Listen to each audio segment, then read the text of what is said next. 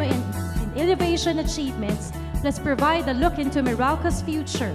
We will hear about the new wave of disruptive technologies coming our way and how globally companies are utilizing these technologies to better serve their customers. To open our afternoon program, may we call on Meralco's chairman, Mr. Manuel V. Pangilinan.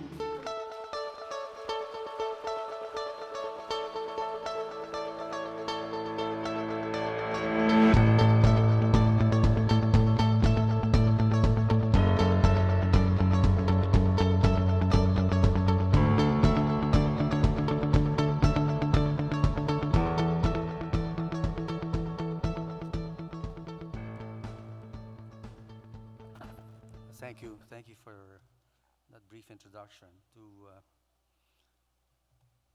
To our partners in government, I think in particular, I think the chair of our regulatory commission and Commissioner Asirita here, representatives from the private sector and other Asian utilities, my colleagues from Meralco, distinguished guests, good afternoon and welcome to MTECH 2018. Before I start, I actually would like to just make a few comments. Last night was the state dinner hosted by the President for President Xi Jinping of China. And I understand that they signed, which was banner headlines today, in most of the broadsheets, saying that the Philippines and China have signed an MOU in respect of the development of hydrocarbon resources in the South China Sea. I think this is a small but significant step for both China and the Philippines, particularly us, because the impact it could have on the energy sector and our goal, I think, of achieving energy security from domestic fuel sources in our country today. So I do hope that this could lead to some positive steps that we can take in respect of the work program that the group has presented to the previous government in respect of the exploration and development work. The impact on the downstream activities on the planned gas terminal, possibly new gas plants, and therefore Meralco itself, I think would be, in the medium term, quite significant. No? So I congratulated the President and Secretary Ted Locsin about that small but significant step. So going back to this event this afternoon, first a bit of history. 3 years ago, in 2015, the first MTECH took a close look at the trajectory which technology could bring the energy industry to. MTECH was also tasked with engineering a new digital vision for Meralco at that time. We saw things back then as mostly theory, which we, however, now understand as facts. The shifting preference of our customers from paper bills to digital payments, the growth of solar and other renewables in the energy mix, a new generation of digitally savvy customers amidst advancements in IT and communications technologies. Whilst MTECH may have been inaugurated then as a modest event, it has symbolized for us a wake-up call. It caused us to review our technology landscape, redefine our business model, and search for new revenue streams in an increasingly digital world. Thus was born this new mantra, Meralco as an internet company with a power business. In MTECH 2016, we launched a large-scale, or a modest-scale, digitalization program.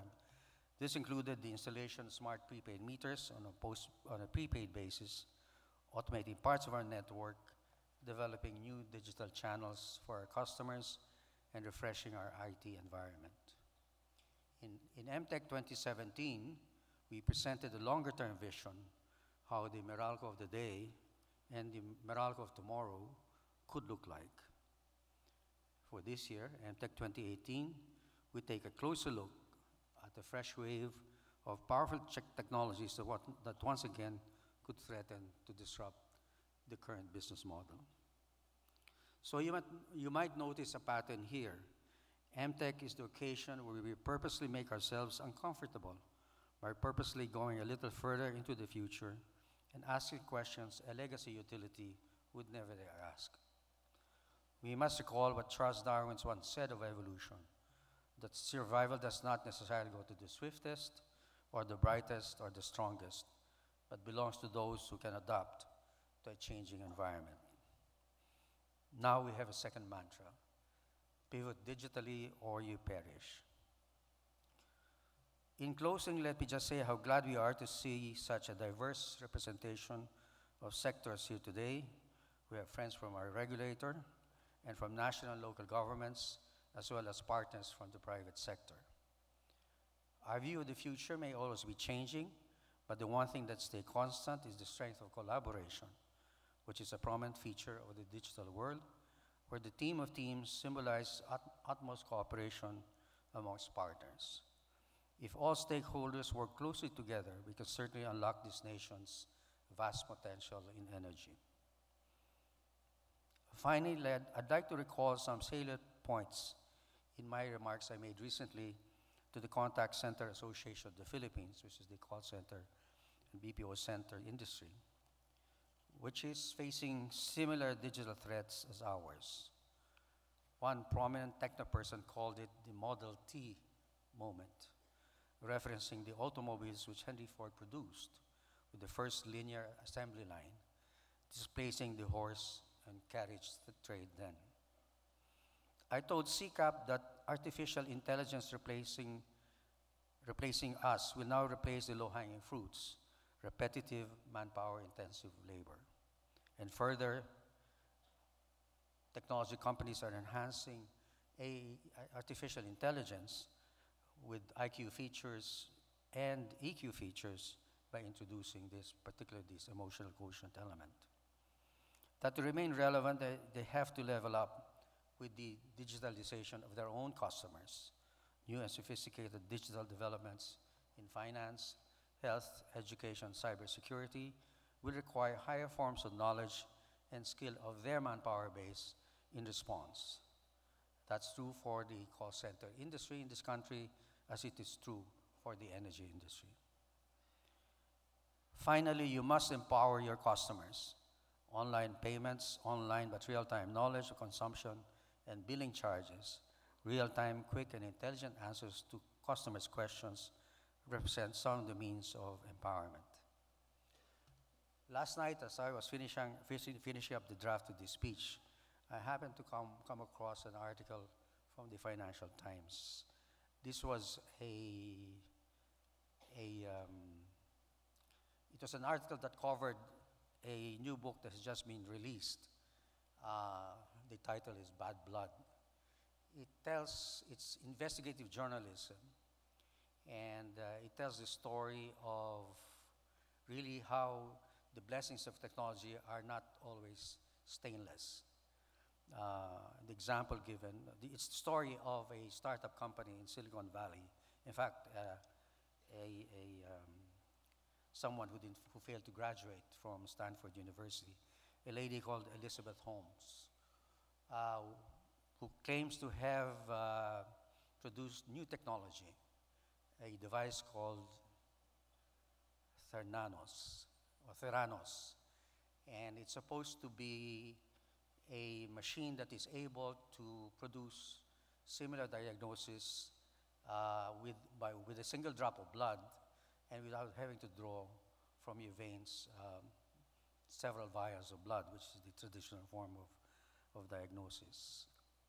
And apparently this lady is so charming that he managed to get investors like Rupert Murdoch, Henry Kissinger, and many others, government officials, to back her up. It turned out to be that the machine did not, failed to do what it was supposed to do. And so that's a subject of, in fact, of a possible lawsuit. Because I guess the point I'm making is that there are certain aspects of technology that, number one, for example, my remarks to CCAP was that you cannot replace. Artificial intelligence might produce robots that have both the IQ and the EQ, but at the end of the day, you're talking to someone which is none other but a robot. Because there's nothing from our own human experience that can replace the experience of the hug from your children or from your wife or your husband, right? And even in the matter of health, in the matter of saving lives, you cannot be, how would you call it? You have to be serious about it because you're dealing with lives, like this Theranos machine. Because if it turns out that the diagnosis it produces is not the right diagnosis, then you're playing with people's lives, and that's not right. No? So that's why they say that internet must have a dimension about it. So what we must really adopt is the internet of humanity. And I think we all, from our group, we all believe in that. So thank you very much. Thank you for listening, and I hope you have a productive day. Thank you. Thank you, Mr. Chairman.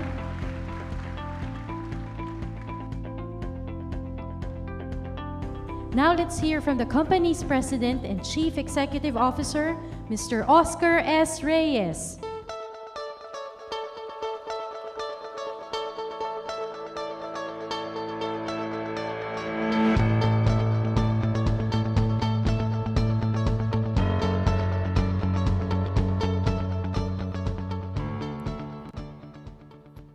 Energy Regulatory Chair Agnes de Venadera, ERC Commissioner Ina Acerit, other leaders in government, technology partners, and our friends in the international and local business community. Since our founding 115 years ago, Meralco has been consistently at the forefront of embracing technology and innovation. More so during this decade of previously unimaginable changes, disruption, and digitalization. We were one of the first in the country to computerize our operations, acquiring our mainframe almost 50 years ago in 1969. And through the years, Meralco has been investing heavily to keep up and bring the benefits of modern technology to millions of our residential, commercial, and industrial customers. But the pace at which technology has evolved in the recent past has stunned us all. The top 5 highest valued companies are now all technology companies. Apple, Amazon, Google, Samsung, and Facebook have displaced the likes of General Motors, ExxonMobil, and other iconic names. The speed at which new technology is being developed and adopted is accelerating, and what were once science fiction have now become and continue to be new realities, creating immense value, utility, and convenience, and changing lives and businesses globally. Like all companies, we in Meralco face a constant struggle in keeping up with the fast pace of technology evolution.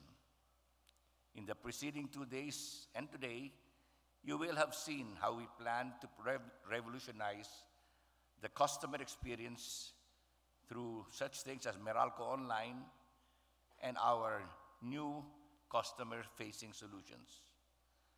We will showcase our investment in grid automation through the latest smart grid technologies, show how we are building mobility solutions to help our field crews, how we have developed the latest enterprise and collaboration tools, and how we are pushing into new products and services such as smart cities, smart homes, solar, battery, e-vehicles, and microgrids. We cannot afford to rest on our achievements as new waves of technology disruptions sweep through our business landscape. Again, we must continue to continuously reinvent ourselves and adapt our operations, our products, our services, and our business models to these powerful new technologies. Customers are our reason for being and our reason for serving. We need to always remain not only relevant, but of sustained high value and service to our customers in order to survive and prosper. This has been a packed week with over 20 leading technology giants displaying their latest offerings in the Meralco lobby, and 10 technical learning sessions in the mini theater. This normally tranquil venue has been transformed into an exhibit hall worthy of the best international conferences. Our technology partners and vendors have shared highly valued and relevant insight through numerous packet sessions in the mini theater, and we have hosted the next generation of engineers and scientists at the Young Engineer and Scientist Summit, or YES. We have also hosted Forge, our annual cybersecurity war game, where teams battle it out to demonstrate and hone their cybersecurity skills. I would like to thank all our partners who have supported this year's MTECH, particularly our platinum sponsors Capgemini, Cisco, Fujitsu, UiPath, and VMware, our gold sponsors Indra, Itron, IntelliSmart Technologies, NEC Juniper Networks, Nokia, Entity Data, Microsoft, Pacific Power, Samsung, Schneider Electric, and Vobling, our silver sponsors Dimension Data and Nexus, our Forge sponsors Trend Micro, and PLDT and Radius for their internet connectivity, plus all the other companies that have given their valuable time to share their knowledge with us all. We take pride in the exhibits at the theater lobby, which I hope you have had the chance to view. For the first time, we are able to present a complete set of Meralco technology and innovation initiatives, from Meralco Online to our Smart City trial. You can see our award-winning HR chatbots, network initiatives, safety projects, and the latest offerings from our subsidiaries MServe, Radius, CFS Bayad Center, and Isakai. I am delighted to see so much homegrown technology on display this week.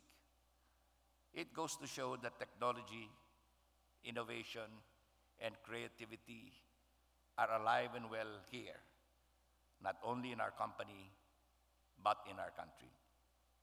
This afternoon, we are also privileged to hear from Perry Stoneman, Head of Energy and Utilities at Capgemini. Perry will provide a global update on the energy industry and give insights into the technologies that are being deployed by our industry peers. Those of you who attended this morning were able to hear excellent presentations from Cisco on smart cities, from Amazon Web Services on big data and artificial intelligence, and from Gartner on powering the future. MTECH has truly become a global energy conference right here in the Meralco campus. On behalf of the entire Meralco leadership and workforce, we wish to profusely thank our chairman, Manuel V. Pangilinan. Meralco's great leap in innovation, technology, into our new digital world has been inspired, guided, and driven by Chairman and VP. Allow me to also express my thanks to the teams from Corporate Technology and Transformation, Logistics, CRS and Corporate Communications, Networks, the Shared Services Group, and our subsidiaries who have worked so hard to put up this amazing event. I have personally witnessed the way MTECH has grown and have seen the progress we have made in just a few short years. It makes me think, what more is in store for us? I wonder what MTECH 2023 would look like. Would you like to see? Let me show you. Come take a look.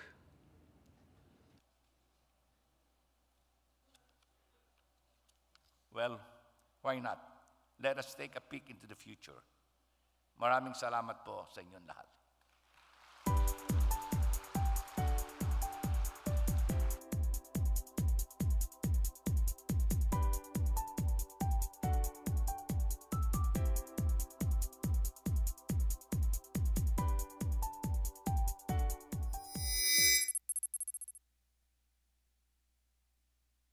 Okay everyone, let's get started. Thanks for coming to this meeting. It's MTECH time again. Can you believe we're actually on our 8th year now? So I was thinking the other day and I was getting all these flashbacks of SEPSI 2020. I think we did a great job of hosting that in the Philippines and I want to try and bring some of that magic into MTECH 2023. So if you don't mind, can I just get your inputs and your ideas on what initiatives you'd like to highlight for MTECH 2023? Maybe we'll go around the table. Should we start with Tony? Yes, Gavin. Wow, it's really been 8 years, Yeah. and it's been a whirlwind of activities. But this is what I want to show you. We should really show the developments of our smart home service. We started commercial operations 3 years ago, and we've seen a significant increase in its adoption. This has been a game changer. Let me show you how it works. We use data from smart meters combined with an energy clamp and smart appliances to identify in real time how much energy each appliance is consuming. The system uses advanced artificial intelligence to identify the unique consumption pattern of each appliance. Chatbots can then inform customers of any abnormal usage and suggest more energy-efficient models. But there is real money to be made here. Customers also have the option to enroll in Meralco's demand response program and earn credits whenever they allow Meralco to control critical loads in their homes during peak hours. I'm fine to have my aircon switch off for half an hour if I can earn some cash. Tony, don't forget Meralco Online. It's now been 5 years since we launched our first version, and now the majority of our customers use this as their primary channel for contacting Meralco. We have seen the number of voice calls drop significantly over the years, and our chatbot is able to respond to most of our customer queries. They really feel like they are having a conversation with Meralco. Yes, G, and look how the CXE platform has grown since we first launched. Now our whole service application process is fully automated and field service crew work exclusively on their mobile devices. We've also come a long way since we've launched our Smart City pilot 5 years ago. Together with one Meralco subsidiaries, we have delivered various smart city services to LGUs and private developers, helping their communities to be more sustainable, resilient, and generally nicer places to live in. This is all really good stuff. How about in networks, Ferdy? Well, Gavin, we could highlight our fully automated grid advanced analytics, which enables us to intelligently predict outages before they happen or occur. As a matter of fact, I just received this report on our predictions for next week. Given this data, we can now prioritize our maintenance activities. We also have a full mobility solution covering all of network functions. Also, don't forget to mention our AMI rollout, which is now in full swing. And customers are able to choose from prepay or postpaid plus service, where they receive notifications for abnormal daily usage or when they exceed a defined budget. Well, this is all really good stuff, guys. I think we really have a smart grid now, right? But let's not forget those CTAP projects. Yes, boss. We have lots to highlight as well. We are doing some really cool things with artificial intelligence and machine learning, building predictive models from the wealth of data in our enterprise data lake. For example, we now provide the business with detailed fraud analytics, which has cut the rate of pilferage. Our new CMS meter-to-cash systems is performing well, together with the new EGIS and PAMS applications. We have managed to move a number of systems on the cloud, improving reliability and stability of our IT solutions. Our team over at PowerTech are launching the first blockchain-enabled energy trading system in the next few months, in a newly constructed subdivision, and we are near perfecting the 3D digital printing of some of our equipment on the field. We are training our staff using virtual reality, and the early trials of the augmented reality glasses for our field crew is yielding some good results. Well, thank you all for your inputs. I think that's a really good start to our MTECH 2023 planning. So the MTECH committee will get in touch with you and your groups over the next few days, and we'll start getting some more information and building our script. So thank you everyone for coming to the meeting. You're very welcome, Gavin, and good luck with your planning for MTECH 2023. Thank you. Hi Zoe. End meeting, please. Zoe, ask Meralco to provide my daily energy summary. Okay, your daily energy report from Meralco. Today, your apartment has used 21 kilowatt hours of electricity. Your share in the community solar project has generated 11 kilowatt hours of electricity. Your electric car is currently parked with 90% available charge and is selling power to the grid.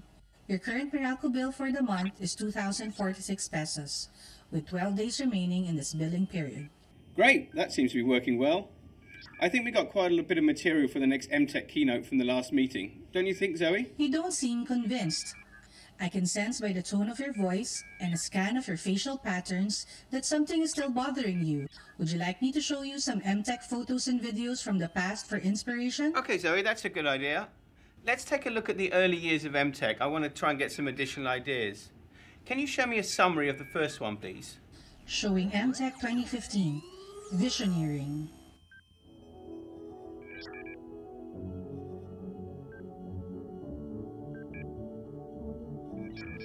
That's right. I'd only just joined Meralco then. I look so young, don't I, Zoe? The main message of MTECH 2015 was that we needed to engineer a new vision for our company, hence the theme Visioneering. This was the wake-up call that started the ball rolling. Zoe, can you show MTECH 2016 highlights?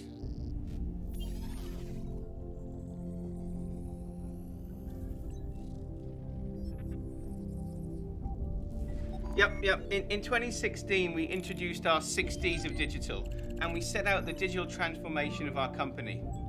I can remember it well. It was a pivotal year for Meralco as we all united towards this new vision, with technology and innovation at the heart. We called it Moving Forward Never Stops. Zoe, can you show MTECH 2017 highlights, please?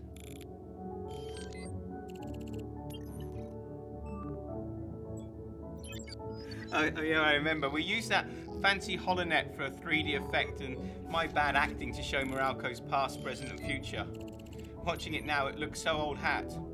Anyway, I'm glad we stopped doing those corny MTECH scripts. I remember though, 2017 was the first time we showcased Meralco online and some of the other solutions. We weren't quite ready to show the real thing, but we were pretty close. It felt like everything was coming together. I think though, it was actually MTECH 2018 where we had a real working solutions to show. I felt a bit like Steve Jobs demonstrating working versions of the products after so many years of talking. Zoe, can you please play the full coverage for the MTECH 2018 keynote? Sure, Gavin. Playing MTECH 2018 video now. Ladies and gentlemen, for our MTECH 2018 keynote presentation entitled The New Wave of Disruption, please welcome Meralco's Chief Technology Advisor, Mr. Gavin V. Barfield.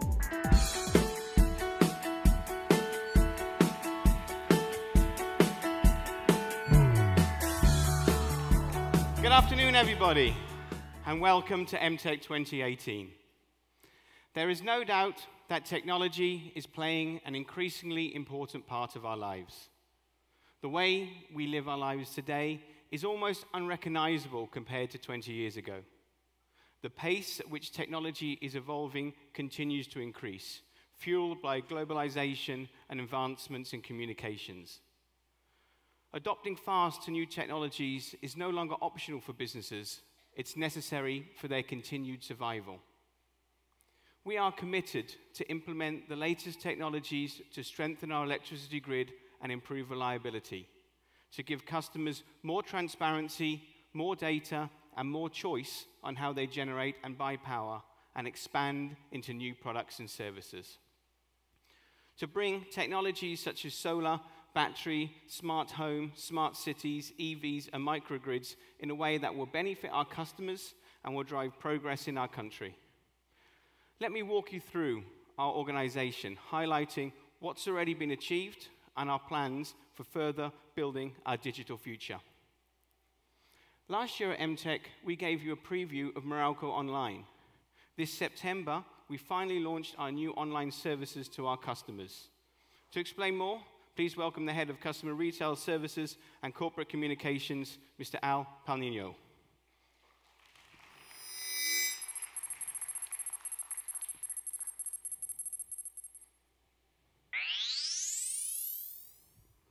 Good day, everyone. Who here has already downloaded and used our Meralco app? If you don't have it already, just go to Apple Store and Google Play Store. Download it and install it. Gavin, why don't you show the audience a live demo of how it works? Show them it's finally real. Okay, Al, sounds like a good idea. Actually, I'm not the best person to do this, so to walk us through our Meralco Online, please welcome Maita David, our Mandaluyong Business Center Head. Thank you, Gavin. Hi, Maita. Hello. Hi, everyone.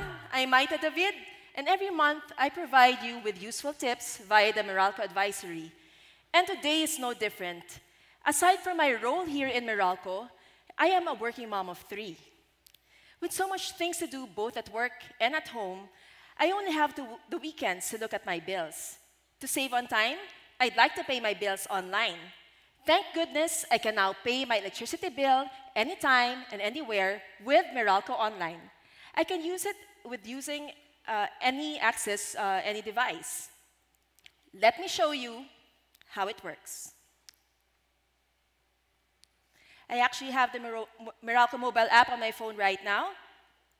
And when you launch the app, it shows you the account details, your current consumption for the past 13 months, and the bill amount due. Just click Pay Now and choose from the various payment options to settle your bill. With real-time interface to Meralco systems, there's no need to go out of your way to visit a payment center. I can also view a PDF copy of my bill online. And by the way, I subscribe to paperless billing. Now I don't have to worry if my printed bill gets lost. I just check it in the app. What else can I do with the Meralco mobile app? If there's an outage in my area, I can report it via the app and get updates on the status of restoration. I don't need to call the hotline to report or follow up. It doesn't stop there. You can also learn more about the products and services of Meralco by checking the FAQ page, which includes information on applying for electric service, bills and payments, products and services, and the nearest business center or Bayad Center. This app also makes connecting with Meralco easier. I can lodge any inquiry, and pretty soon, I can engage an agent through live chat. For all these transactions, I get updates and notifications from Meralco on the status of my concern or request. I also get billing notifications, payment reminders, and confirmation, plus outage advisories. This is how empowered I am with Meralco Online. It makes everything simple, fast, and convenient. There are now more than 70,000 users, and even my friends are enjoying all the cool features of Meralco Online. Aside from accessing this mobile app, you can also enjoy the Meralco Online via our website, which has other features such as applying for a Meralco service online. Thank you very much, and more power to you. Thank you, Maita. Good job with the demo. One of the best features is a proactive notification of outages to our customers. In the next major release, customers will be able to get real-time outage information and scheduled interruptions through the outage map. And we will do our very best to keep customers informed of the expected restoration time and location of the crew. Watch out for it early next year. Great. Anything more, Al? Come on. Yes. As part of our customer experience transformation program, we're undergoing a transformation of our call center. We want to reduce the time that customers have to wait to speak to an agent, ensure they reach the right person who can deal with the issue for the first time, and give the agent access to all the information they need to handle the call on the screen in front of them. We will also enhance our IVR system so customers can self-serve. As we start adding artificial intelligence and chatbots, we'll be able to predict why a customer has an issue with Meralco before we even answer the call. It's the dawn of a whole new era of customer service. Next year, we plan to start a major project to replace our customer management and billing system. This will be a big project and will last several years. The new system will integrate directly with our AMI smart metering system and provide much greater flexibility as we roll out different products and services. Lastly, let me mention additional services for our postpaid customers, which we are calling Postpaid Plus. Along with our prepaid customers, Postpaid Plus will allow our customers to better manage their electricity costs to additional features such as being alerted when their current monthly consumption is nearing their budget limit. We plan to develop the system next year and start rolling out to customers together with our AMI meters Q4 of 2019. Thank you, Al. That was great. Thanks very much. All right. Thank you, Gavin. Exciting developments for our customers. Now on to the next key development. Previously, we shared that we completed our Enterprise Asset Management, or EAM, and our Advanced Distribution Management System, or ADMS. To discuss the new advances in networks, let me call on the head of networks, Mr. Ronnie Apparocho.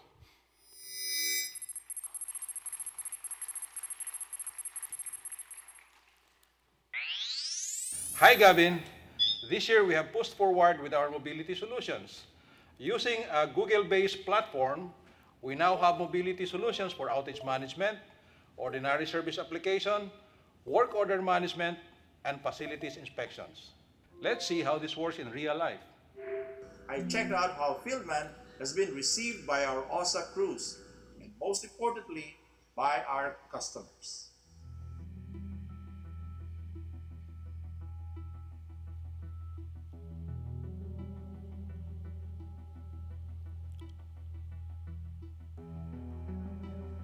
Ma-satisfied naman po kayo sa serbisyo ng Meralco po? Okay naman po mabilis na eh. Work orders will then be assigned and received by the designated field crews. They can view jobs directly using their Fieldman app. Updating of work orders such as materials used, location sketch, and customer sign-off can be done via the Fieldman app.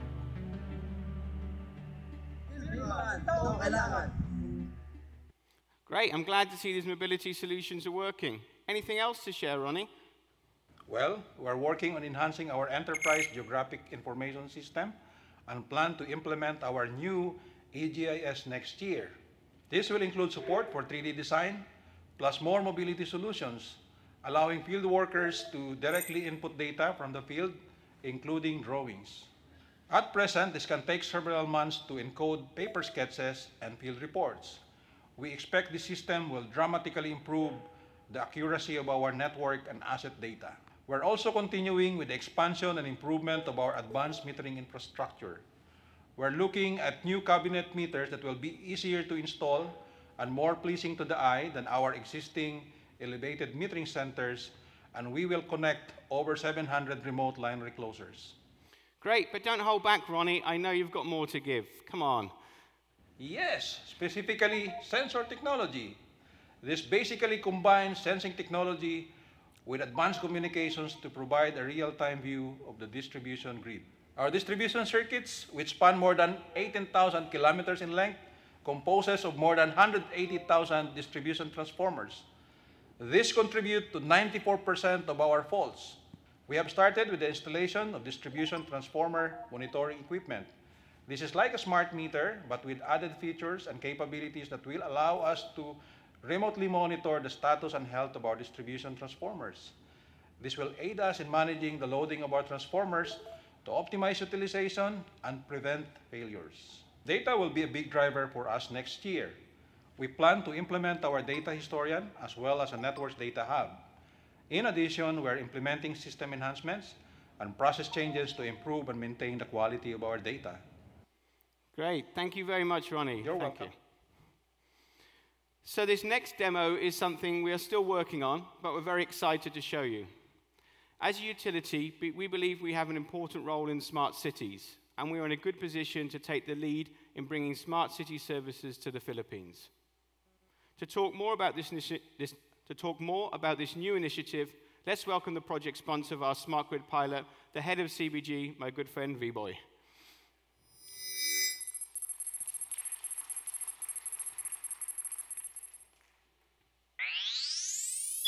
Hey Gavin, so happy to be back here at MTECH.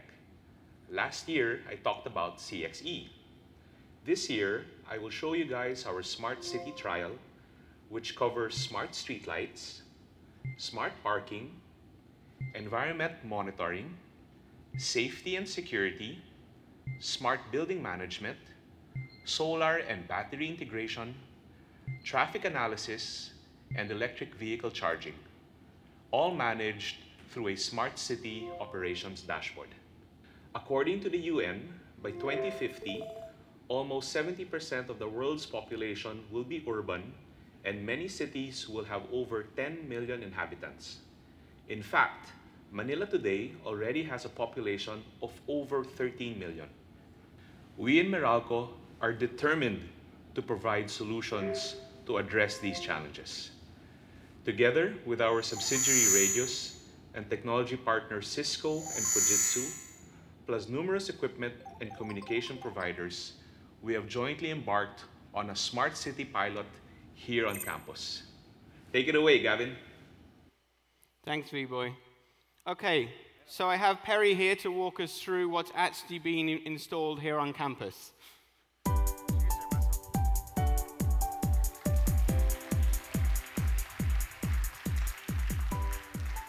Hi, Gavin.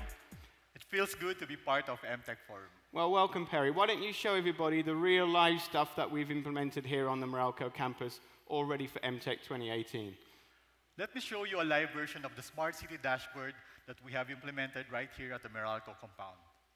It's a collaborative portal that enables city administrators and property managers to manage the smart city by making sense of all data being collected. The key indicators or use cases are represented by tiles or widgets. You can see we are monitoring streetlights, solar panels, EV charging stations, smart meters, surveillance cameras, and EV shuttles. Green indicator means all is well. At the moment, the environmental sensor is red, and we could drill down and check out the reason for the alert. Let me start with streetlights.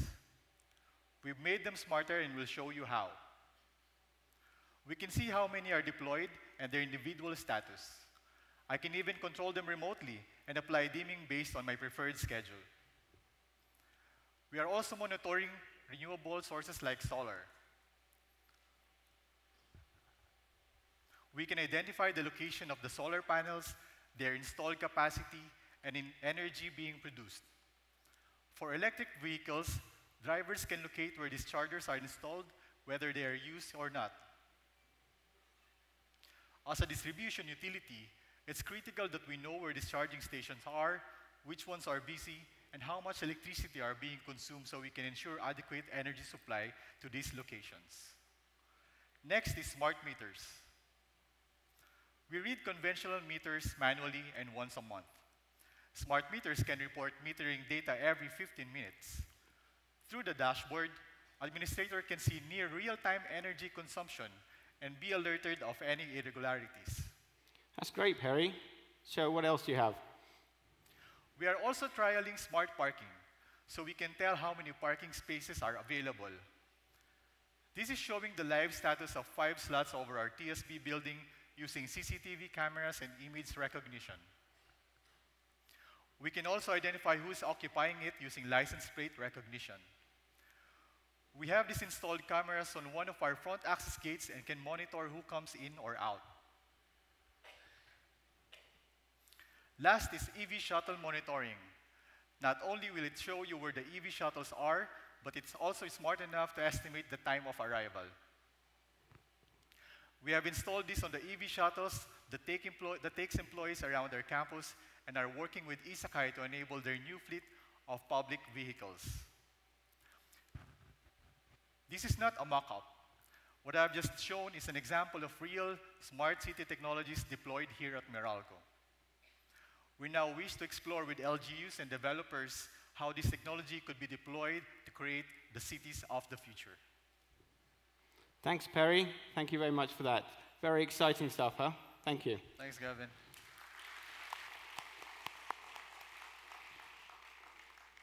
Okay, so let's move on to HR. I'd like to call, virtually, our new head of HR, Egay Karasig. He will share updates on our HR chatbots and other employee productivity tools. Egay.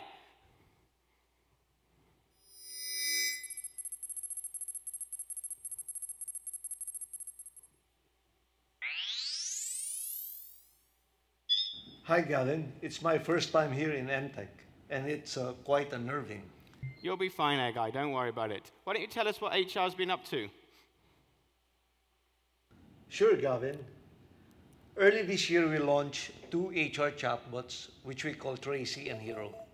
Tracy is a talent recruitment chatbot that processes job and internship application. It's the first recruitment chatbot in the Philippines, and Tracy has already received thousands of job applications since the launch in April and has won a few awards. Here is a short demo. Say I want to apply for an open position in Meralco.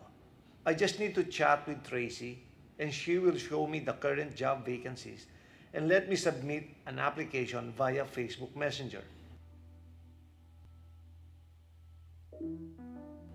Tracy has made the recruitment process more efficient without the need for hiring more manpower.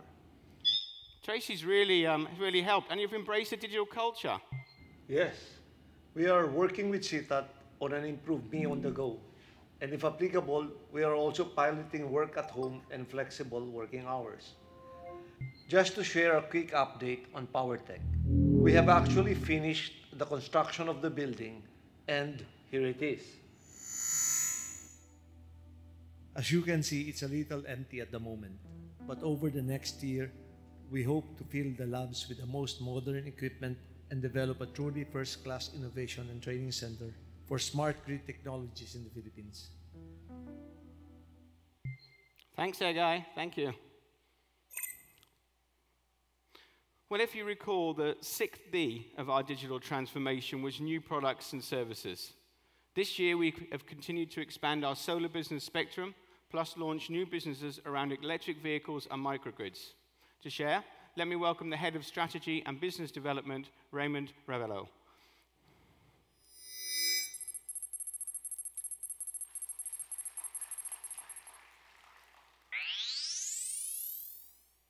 Hey, Gavin. Lots of great news from our new energy businesses. To date, Spectrum has energized more than 60 solar projects nationwide, representing an installed capacity of over 10 megawatts. We are helping make renewable energy available to Filipinos, including those living in areas which previously had limited access to reliable power. In addition, with the intent of helping in the early development and acceleration of electric mobility in the country, we have established ISAKAY. Working shoulder to shoulder with public utility operators, drivers, and cooperatives, we are propagating electric vehicles throughout the country, beginning with public utility vehicles such as electric tricycles and electric jeeps. For instance, capitalizing on the government's PUV modernization program, ISAKAY has secured a license to operate on a route running from Mandaluyong City Hall to Buendia MRT. On this breakthrough route, we are serving passengers through 15 electric jeepneys equipped with Wi-Fi, CCTV cameras, and GPS systems. Beyond EV operations, we have also constructed and are operating charging stations for private sector customers and LGUs in support of the DOE's deployment of 3,000 electric tricycles. Through all of these efforts, we aim to build a highly efficient, more effective, and truly electrified transport sector. Finally, we are intensifying our efforts to provide electricity for all in our franchise area. In fact, our Spectrum and Networks teams have recently launched a pilot project to evaluate the feasibility and sustainability of microgrid solutions for island electrification. This project on Cagbaleta Island in Mauban, Quezon will optimize the use of solar PV generation, battery energy storage systems, and diesel generators to provide 24/7 power to 200 residents on the island. Thank you, Raymond. With the rise in volume of vehicles, conversion of public utility vehicles such as tricycles and jeepneys will definitely help reduce carbon emissions, as well as deliver a multitude of other benefits to the communities. Finally, let me call on my own team, Ding, Ursel, Joanne, and Perry, to cover some of the initiatives that CTAT has been working on this year. Oh, hello, Gavin. Hi, Ding. We've been very busy in CTAT over the past year. Most of our current initiatives are focused on improving the reliability of our major back-end systems. We are also continually working to finish the decommissioning of old systems such as Lotus Notes by the end of this year. Of course, there is also our ongoing work improving existing infrastructure such as our telecom facilities in support of networks, grid reliability initiatives. That's right, Ding. We're busy rolling out new applications and 21 SharePoint knowledge management sites for the business. Plus, we've made several enhancements to Workplace, such as rolling out our new IT service chatbot. Hopefully, our audience here in MTECH will give it a try. Oh, we've also been exploring robotic process automation, or RPA, to improve our back-end processes. Why? Are we getting replaced by robots? No, Ding. RPA is just a fancy way of saying we are automating processes which are mundane, highly repetitive, high volume, and time-consuming. RPA bots are probably the most mature segment of artificial intelligence, AI, and the automation market. In Meralco, we are actually looking at how RPA can improve operational efficiencies and enhance customer experience. It's good that you mentioned RPAs, Ursel, but aside from that, we are also continually enhancing our security defense management system and vulnerability management systems to keep up with evolving internal and external threats. Since Meralco is considered as critical infrastructure, our cybersecurity team has been working on the development of Computer Emergency Response Team Manual driven by the DICT. Early this year, we completed our operational technology cybersecurity assessment and have been very busy implementing the recommendations to ensure compliance to standards, minimizing risks, and strengthening our overall OT security. One more update, Gavin. There's also the research and development work we have been leading on new technologies. We are looking to start a blockchain trial next year, and we have been experimenting with various smart home devices and non-intrusive load monitoring systems, plus trialing EV tracking, EV network management, and vehicle-to-grid platforms. You can see all this on display in the theater lobby. Thank you, guys. Good job. Fantastic. Well, that was a quick whistle-stop tour around the company. It's certainly been a busy year. But as we move forward as an organization... Okay, I've got the point. 2018 was the year we finally saw many of our technology projects come to life. But if I remember rightly, we didn't stop there. There was another wave of technology disruption that we needed to respond to. Zoe, can you skip to the part where I discuss the new technology disruptors and the use cases? Okay, Gavin, fast forwarding video now. Last year, I introduced a new wave of technologies that threaten to disrupt us yet again. Blockchain, IoT, edge computing, virtual reality, robotics, and artificial intelligence. In the last 12 months, these technologies have developed at a staggering rate and are being adopted by utilities globally. We must prepare ourselves for a new round of disruption. First, let's look at how distributed ledger technology such as blockchain has evolved from a digital currency into a platform for digital transformation. Blockchain facilitates these peer-to-peer transactions without the need for a central clearing authority or trusted third party. Last year, I provided, at the time, a largely hypothetical example of how blockchain, combined with solar battery, could change the role of the utility. Today, globally, there are several implementations of this model already underway. Earlier this year, Verve's Smart Hub was used to facilitate the first blockchain Energy trade in the UK. Participants can automatically trade excess solar and battery power with their neighbour. With such a platform, we could see a rise in individuals, developers, and local governments installing solar and battery. They store cheap power during off-peak periods or from excess solar capacity, and they make a profit by dispatching it at peak times. The implication for Meralco is that the DU or the retailer would simply be another participant to fill in the gap when there's a power shortage. Utilities are also looking at blockchain to enable electric vehicle charging. Innogy has added blockchain capabilities to hundreds of EV charging stations in Germany using Ethereum's smart contracts. Blockchain could also have its use in supply chain management. Cisco is using this technology to help customers authenticate genuine equipment by showing them the life history of the product. Currently, there's at least 122 blockchain startups operating in the energy space worldwide, with over 70 energy-related demonstration projects deployed or planned globally. Since the start of MTECH, I've been talking about IoT, or the Internet of Things. This has now evolved into intelligent things. Intelligence is being built into devices, and we can expect to see a shift from standalone intelligent devices to a swarm of collaborative intelligent things. The French power utility, EDF Group, has already saved over $1 million through early warning of possible equipment failure, through the use of intelligent things to monitor asset conditions. Another IoT use case can be found in Japan.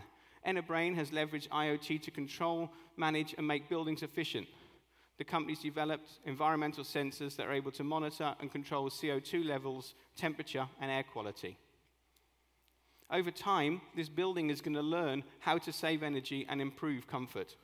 Other similar examples include things like intelligent lighting. IoT, of course, is the backbone technology for the solar industry. Efficient operations of solar fields greatly depend on the IoT systems that enable control and adjustment of solar panels, monitoring of generated energy, and predictive maintenance. The next technology I want to talk about represents a real fundamental shift in how we architect and build IT systems. Fog computing pushes intelligence, processing power, and communication capability to the local network level, where edge pushes it directly into devices. Edge and fog computing essentially crunches the time gap between data insights and actions into milliseconds. One possible application of edge computing is our smart metering. Currently, the smart meters merely collect data and push it back to central systems, then wait for instructions such as disconnections. But in the future, these meters will be able to take action themselves in collaboration with other intelligent devices on the network. The next technology, virtual plus augmented reality, has now evolved into immersive experience. It blends the virtual and real worlds to create an immersive, digitally enhanced, and connected environment. Last year, I mentioned how Boeing produced big improvements in speed and accuracy of airplane assembly while using AR animated instructions versus PDF documents.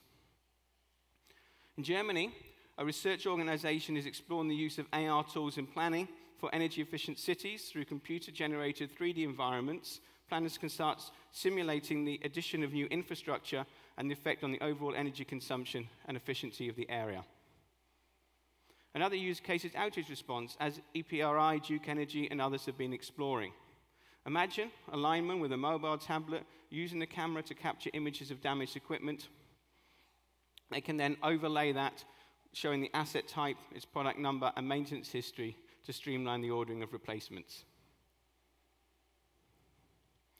One more possible use of AR is in knowledge transfer. Capturing outgoing expertise will be critical, and immersive experience could be an efficient way to ensure knowledge stays within an organization. The next is robotics.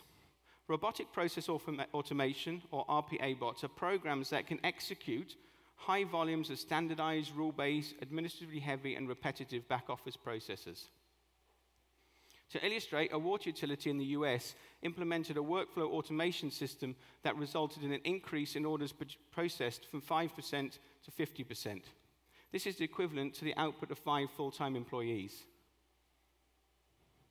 Physical robots are able to help workers with mechanical tasks.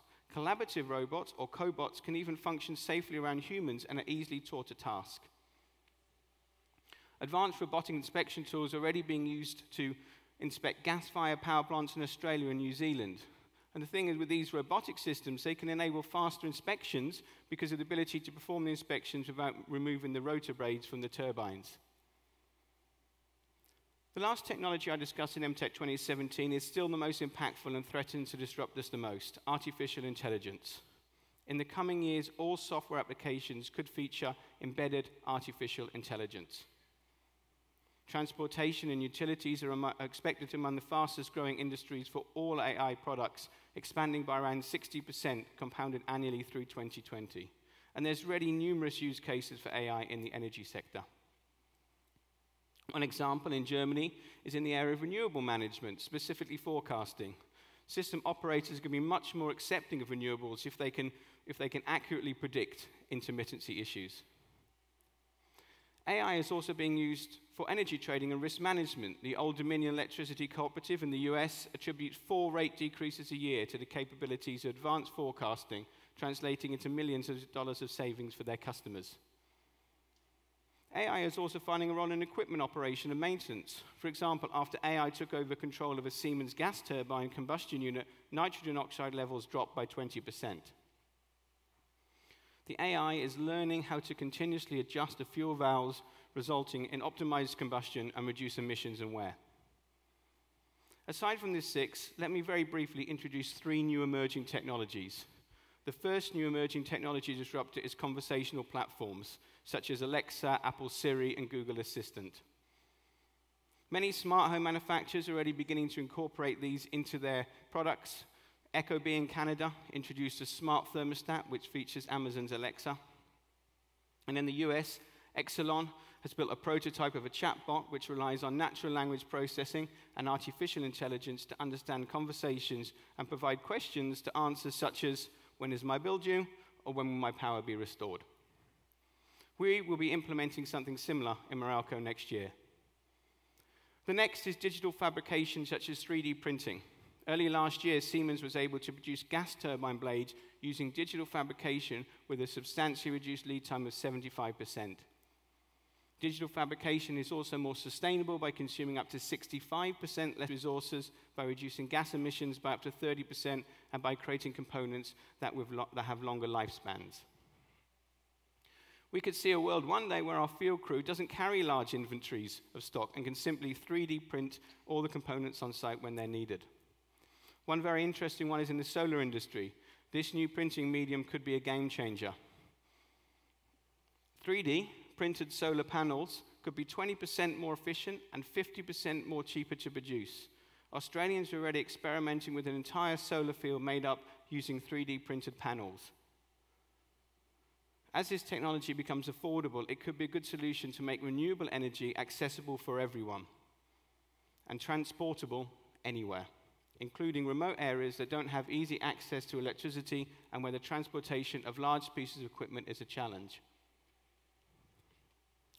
The last and the final technology is digital twins. Digital twins are virtual models of processes, products, or services. NASA was in fact one of the first to use a similar technology many years ago when they had to troubleshoot a problem in Apollo 13. They used a mirrored system to run simulations and to ultimately rescue the mission. In our industry, digital twin models have been developed for wind farms. GE hopes to achieve as much as 20% efficiency by using the digital environment to optimize the configuration of each wind turbine prior to construction. In the long term, digital twins will aid innovation by providing insights in how products and services are used and how they can be improved.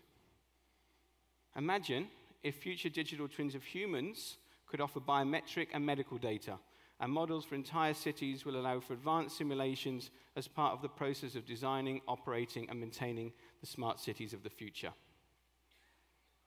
So whilst we are still in the middle of responding to the first round of digital disruption that brought us the likes of Facebook, Uber, Airbnb, Netflix, and others, a new wave is already on our doorstep. Meralco is not unique in needing to overcome these challenges. Every industry will be affected and disrupted by the rapid pace of technology. It has become the norm. It will never end. What is needed is greater agility and the evolution of organizational culture to be able to respond and adapt fast to an ever-changing technology landscape. We must continue to embrace innovation and look at how emerging technologies can help us achieve our business goals, as well as ensure a better Meralco for future generations of customers and our employees. Thank you all for your time. Thank you, Zoe.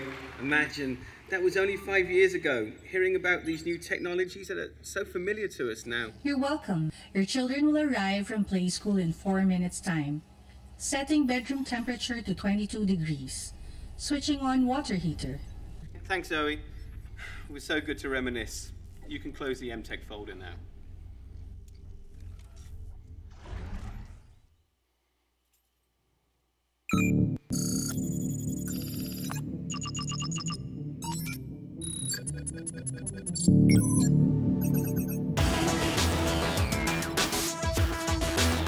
Thank you, Gavin and the Meralco team, for that amazing look into Meralco's future.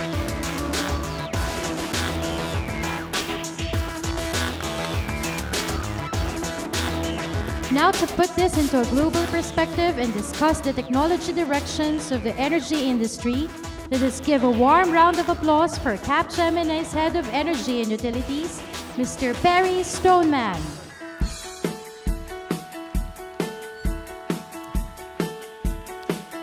Hello. How's everybody doing? It's great to be back. My first time here was last year, and I'm honored to get the invitation back from Gavin to join you this year. As stated, I'm going to take you for a bit of a tour around what's happening around the world and looking at technology that is affecting your industry and transforming your industry. So it's a bit of a journey. We're not going to climb a mountain today, but we are going to look at a lot of different data and information. Before we look at what technologies are shaping our future, what I want to point out is that we can't just look at technology.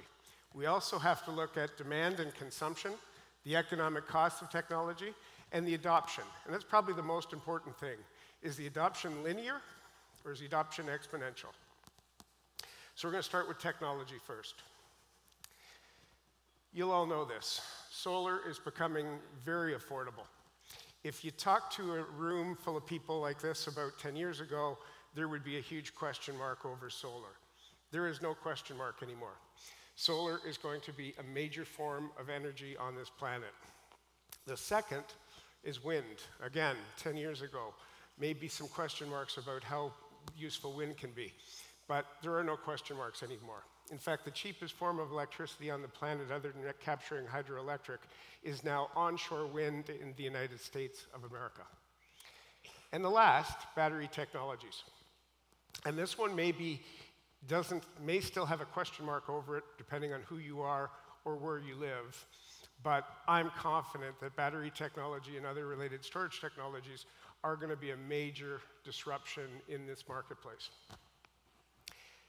But there's another business that we don't think of very often, and that's transportation.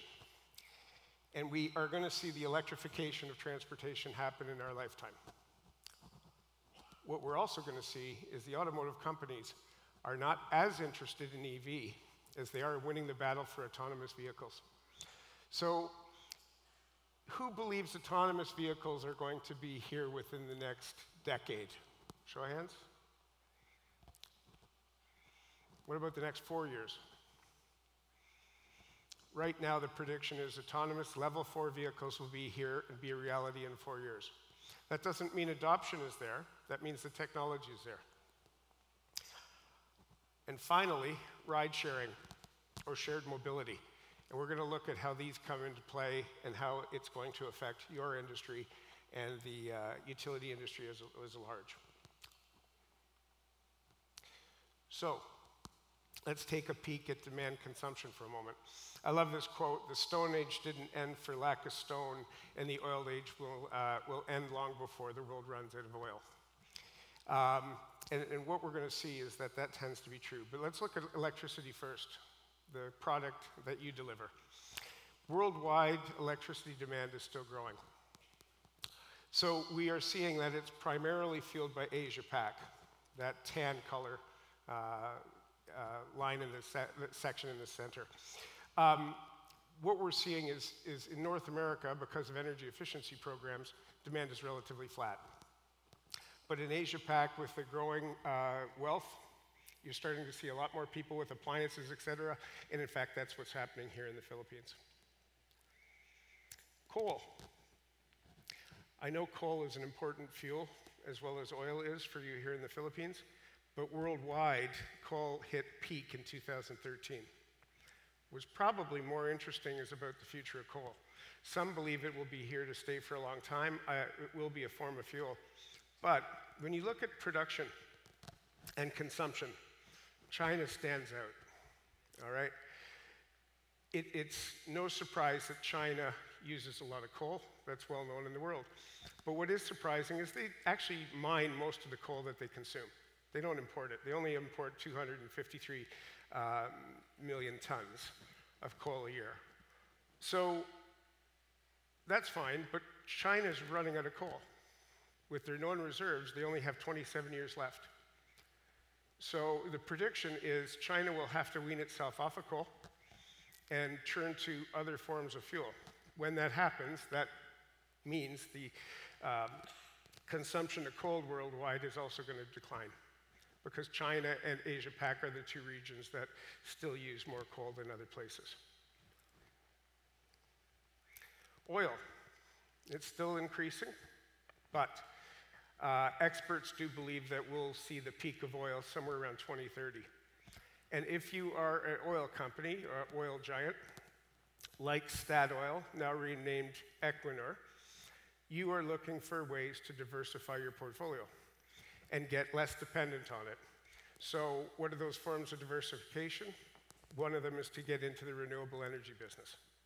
And we see Equinor already owns 2 of the massive UK offshore wind farms. Total is investing worldwide in renewable energy.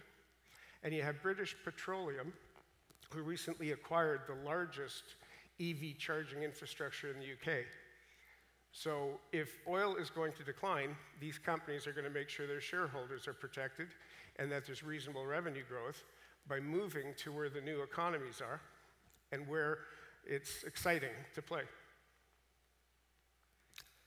So finally, wind. This isn't demand, this is growth. But I wanted to bring it in and share it. Renewables accounted for 50% of the new capacity added in 2017. And 20% of that additional power came from wind, and 30% from wind, and 20% from solar. And what's interesting is renewable now cover 1/3 of the power mix in Europe, and already 1/4 of the power mix in China. So anybody that's a naysayer and says renewable energy or solar or wind and their accompanying storage technologies aren't going to be a major impact in the industry is missing some very, very clear data and facts. I did want to pull a couple of slides. This data is from our World Energy Market Observatory. It was just published 6th of November.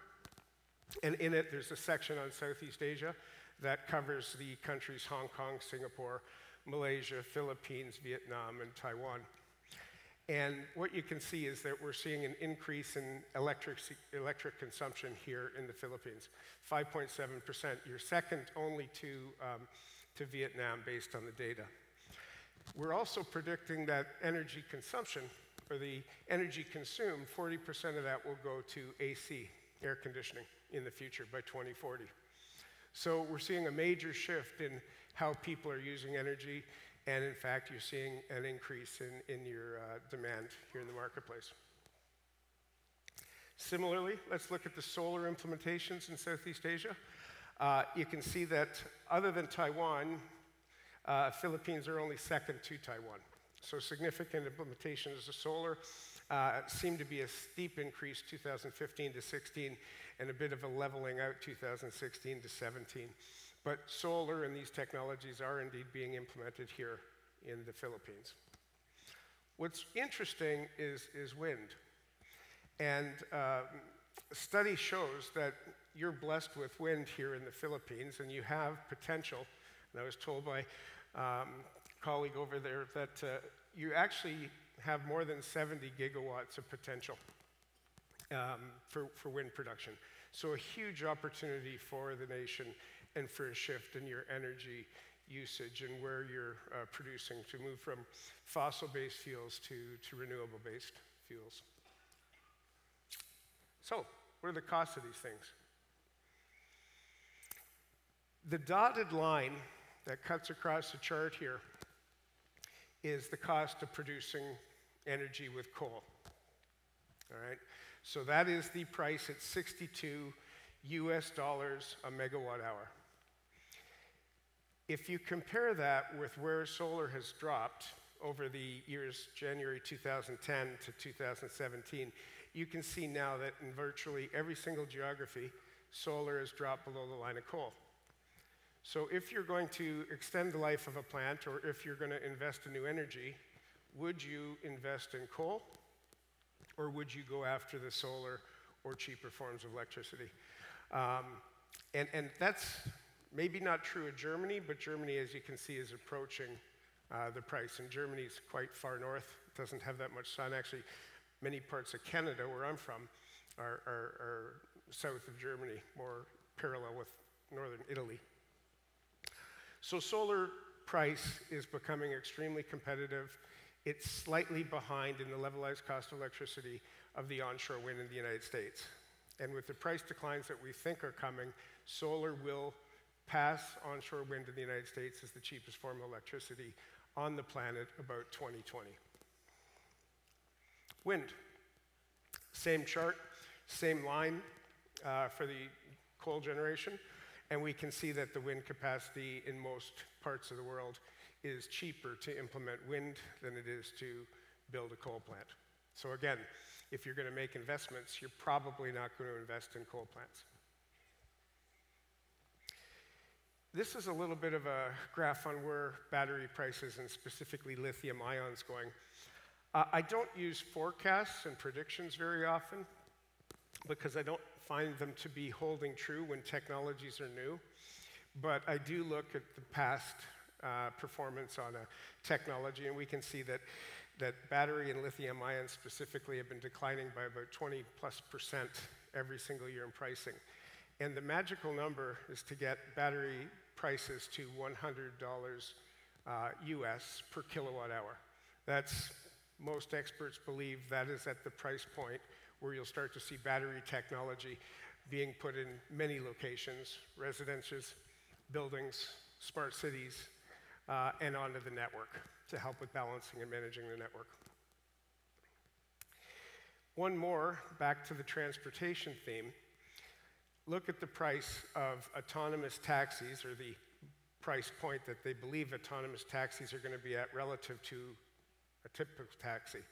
Reason is, most of the cost of a taxi service is the driver. So when you start comparing autonomous taxis and other modes of transportation that are probably electric, you start to see that there's going to be a very very good incentive on cost, and the price per mile is quite impressive. It's just slightly above taking a ferry boat. So the most important part, we get it that the technology exists. We understand that it's coming into our lives and being part of the network and the grid. But what's its adoption pace? How quickly are people picking it up? I like this chart. It's from the International Energy Agency, and it shows on a plot where they were predicting solar penetration to be in the world. And you can see that in their 2002 estimate, they weren't predicting very much. They were saying about 50 gigawatts of capacity would be produced. They've been modifying the forecast every single year. This chart and others like them is one of the reasons I don't like using forecasts. Because in general, with the adoption of these technologies, these disruptive technologies, the adoption has been much faster than anybody predicted. And so you can see by the history and looking at the World Energy Observatory 2014 estimate, we see that indeed solar is on exponential growth and exponential adoption. Electric vehicle. It's a little bit early to say, but again, the same data, and this is a much shorter time period, 2016 to 2017. It's coming from a different groups of people.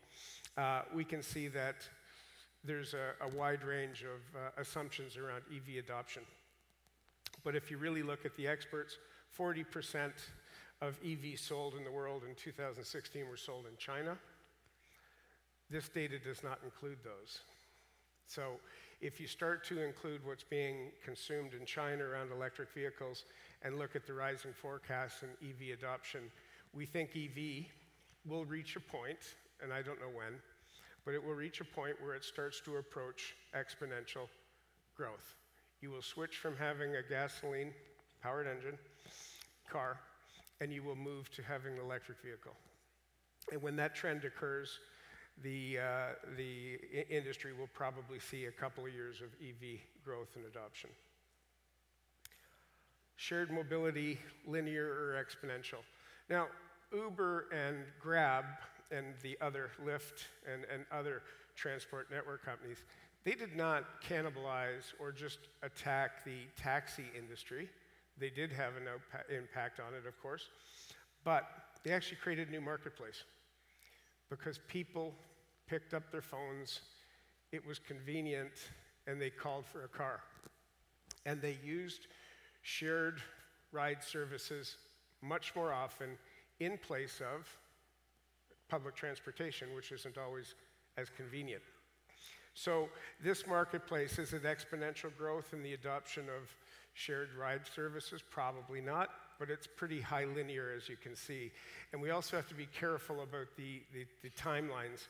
It jumps from 1990 to 2000 to 2012, and then we get 2016, 17, 18. So if we actually graph this, an appropriate curve, you would see that the line looks almost exponential, but the data is saying it's close to exponential, it's not completely. So, how do you capitalize on all of this change? How do you capitalize on solar? How do you capitalize on wind? How do you capitalize on EV transportation, shared ride services? And this has too many builds, so I'll just go through it quickly. So you look at the energy and transportation, things are going to evolve, and we like to call all these devices and all these things live at the digital edge, which means they're not necessarily put into the marketplace or into your environment by you. Electric vehicles are put into the marketplace by consumers. Ultimately, it'll be fleet ownership companies.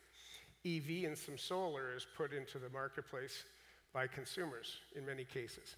So if you take the example in South Australia, where they have so much solar that they can produce enough power from the residential solar in a single day to power the entire province or state of South Australia. So, and they had no way to know where it was going or what to do with it. So the consumers put it in. South Australia Power Networks, the utility, is kind of blind to it. They can see the feed-in tariffs and the power coming back onto the grid, but they really don't know who has what, how many panels are in a house, and what that means to their load forecast for the next day. So, you heard a lot about this. How do you manage these technologies? Well, the edge technologies are managed through robotics, augmented reality, Internet of Things, artificial intelligence. In fact, all of the digital technologies that Gavin and team have been taking you through today. And what's really critical is that you need to understand that these technologies are the ones that will help you make sense of the environment in the marketplace that you're going to be operating in the future, which will be far more complex than the network you operate today. So edge computing and practices, 1% of companies actually have looked at integrating edge computing principles into their operations. But by 2021, that is expected to be 40%. So we're going to see a massive ramp up of companies trying to understand what Cisco's doing, what Itron's doing, what you're doing. And the adoption is going to be pretty significant. And there's an interesting quote here. I'm not sure I completely buy it, but it says, enterprise and vendors that don't focus on new demand-driven by edge computing will become non-competitive and the edge will eat the cloud. That really just means to say you don't need to put all the data from these devices back into your data center and into the cloud. A lot of the processing can happen locally, and the cloud won't go away. But it's an interesting quote from Mavericks. So where will the edge devices go? Into the smart home. So I saw some pretty impressive applications that you've already built. Smart home technology is becoming in vogue. You've got Amazon and Google all fighting for the smart home marketplace. Amazon at least is trying to work with the utility industry to develop a joint offer around their Alexa product. But it doesn't stop at homes. It's going to be in buildings. It's going to be in cities.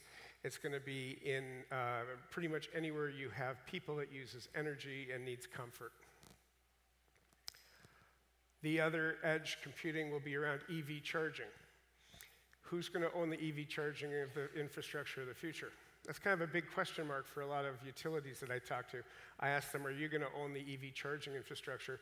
Most don't have an answer to the question, or they come up with the answer of no.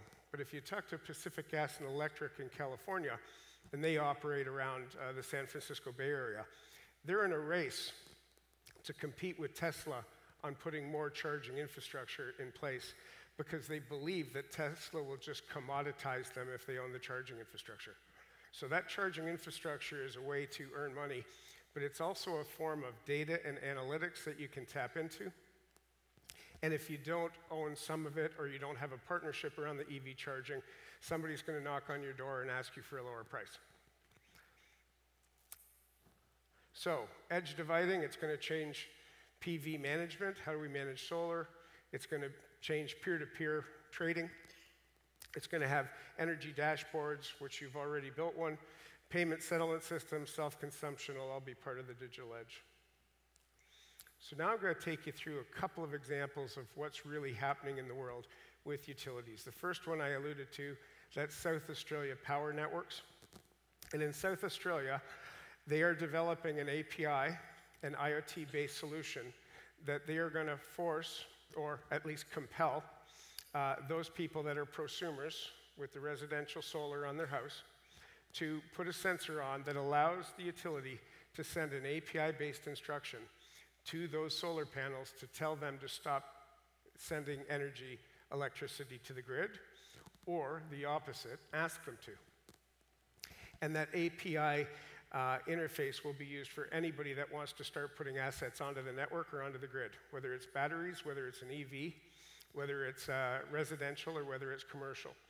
And the picture on the left, I think most people know the story, but that's the famous Elon Musk tweet with the CEO of South Australia Power Networks when they experienced a huge power outage 3 years ago, or sorry, 3-day power outage last summer.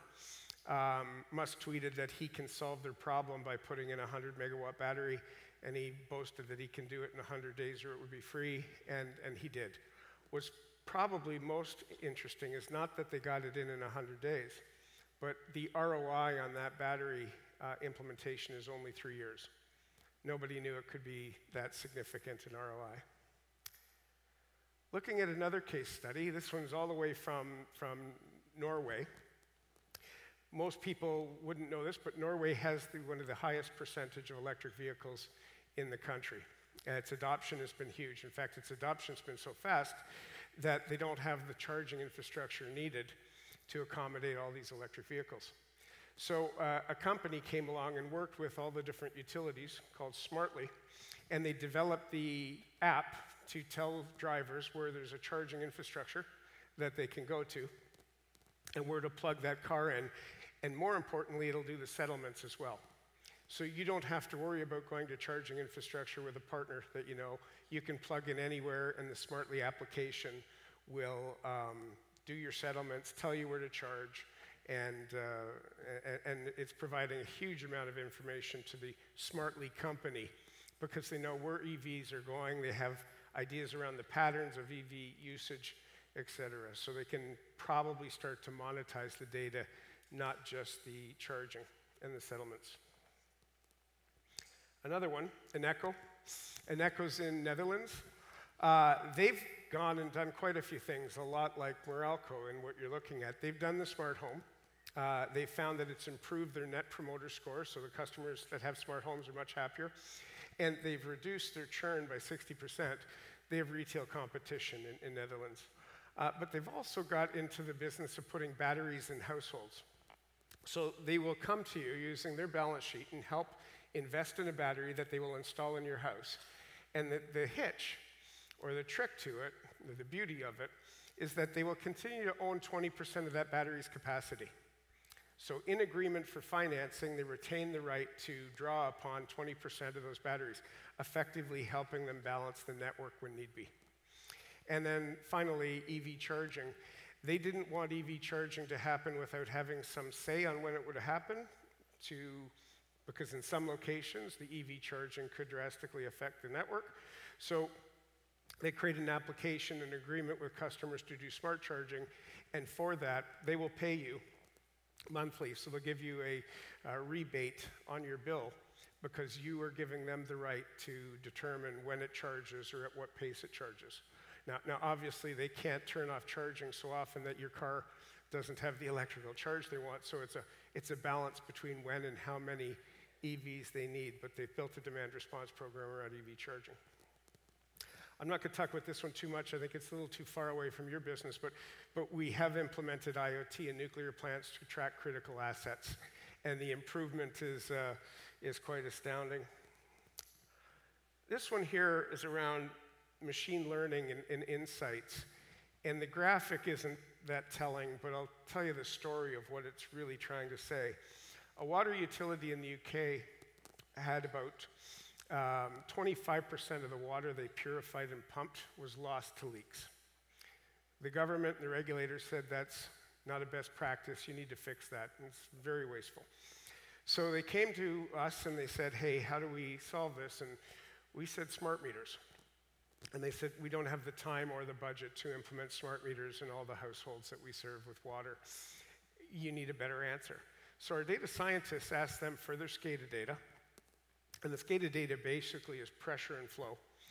And with that SCADA data, they analyzed the history of where a leak occurred. And they were surprised to find a correlation between pressure and flow alerts preceding a leak event with an 89% certainty. And they can predict where a leak will be, 89% certainty, 21 days in advance. That's the power of AI and machine learning. We could not have come up with the algorithms or even thought it through, but by allowing machine learning to interrogate that data and search and search and search for patterns, this outcome was found. And as you can possibly imagine, that's a huge savings to be able to predict where a leak's going to occur. And somebody liked the Smartly application so much they put it in twice. Okay, so case study. This is my last. This is in France. Renault and another company, Bouget, are trying to figure out what to do with the electric vehicle batteries at their end of life in a car. All right. And so one of the purposes or one of the uses of the second life battery is to store energy from solar and to provide it back to buildings or homes. So the model is quite interesting. Not only do these technologies that are going to be in cars help drive the vehicle, they will ultimately be an asset that you can start to consider to deploy on the grid or deploy in new business models. Finally, blockchain. A little too early to tell where it's going, but our research, and I apologize for this being a eye test. Everybody has to have one of those, I guess, on their slides. But we do believe it's going to have an impact in generation, transmission, distribution, and end users or retail. The obvious ones that we're looking at are peer-to-peer energy trading. If you are a prosumer and you want to sell your energy to somebody else that's on the network, that would be a good use for blockchain. But some other people are thinking that it could be acting on the sensors and controls. So that South Australia Power Network example, it could be blockchain transactions telling things when to turn on and turn off, and the obvious reasons for its security and its ability to handle large volumes. So if those are some examples, where is the industry at with its maturity around digital edge and the digitization of the businesses. Many utilities are not where you are today. Okay, MTECH does not exist. I was asked a question yesterday, how many utility companies do an MTECH? You're it, okay? And you should be very proud of that, because I do think it gives you a real edge and a leg up on being able to transform your business faster and smarter than other utilities. There are utilities that will get in a plane and fly to San Francisco. I'm there next week with one of those. That's more common, and they're a bit of a technology tourist, if you will. But having technology companies come to you and setting up this environment and this forum so that this many people can listen, learn, and internalize what's coming, you're the only one that I know does this. So I applaud you and congratulate you for that innovation.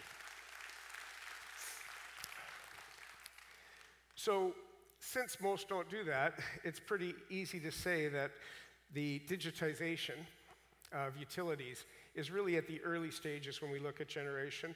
Transmission, you've always been doing it with your transmission partners like Siemens, ABB, Schneider Electric, et cetera. So there's quite a bit of advancement around transmission. But distribution, utilities, retail, better word for that, and ability to manage prosumers or residential customers that produces their own electricity, we're still at the really early stages around the adoption of technologies, digital edge technologies for those. But the benefits are obviously quite clear. So there aren't many. Those examples I showed you were some of the best I can find when I do travel around the world. But to be clear, all the fun stuff is kind of ahead of us. Those are interesting projects, but the vast majority of the marketplace is not there. So I have one last section to cover off, and that's to talk about a study we recently did. You can download it. There's the link, and this deck will be part of the pack that Gavin and team has. But we did it with IDC, and we wanted to know, a simple question, what do utility companies, what keeps utility companies executives up at night? And so we wanted to understand what they thought about new business models, these disruptive technologies, and where they were going. So it's fine to say we understand solar, we understand wind, we understand EV, but what do your peers think about them, and where do they think the market is going? So the first question that I'm going to share today, and these are only 3 out of about 40 questions that we asked, but the first one I'm going to talk about is, in the next 3 to 4 years, which non-utility companies will pose the biggest threat to your business? So basically, who do you fear? And it's stunning, but you've got Google and Apple number 1. You've got the energy equipment manufacturers, the ABBs, Alstoms, GEs, is number 2. I find that astounding. And the one I really find interesting is electric vehicle companies. I think they're one of the best things that's going to hit the utility industry in a long time is the demand created from electric vehicles. Not to mention all the benefits I think the society gets by weaning ourselves off of fossil fuels.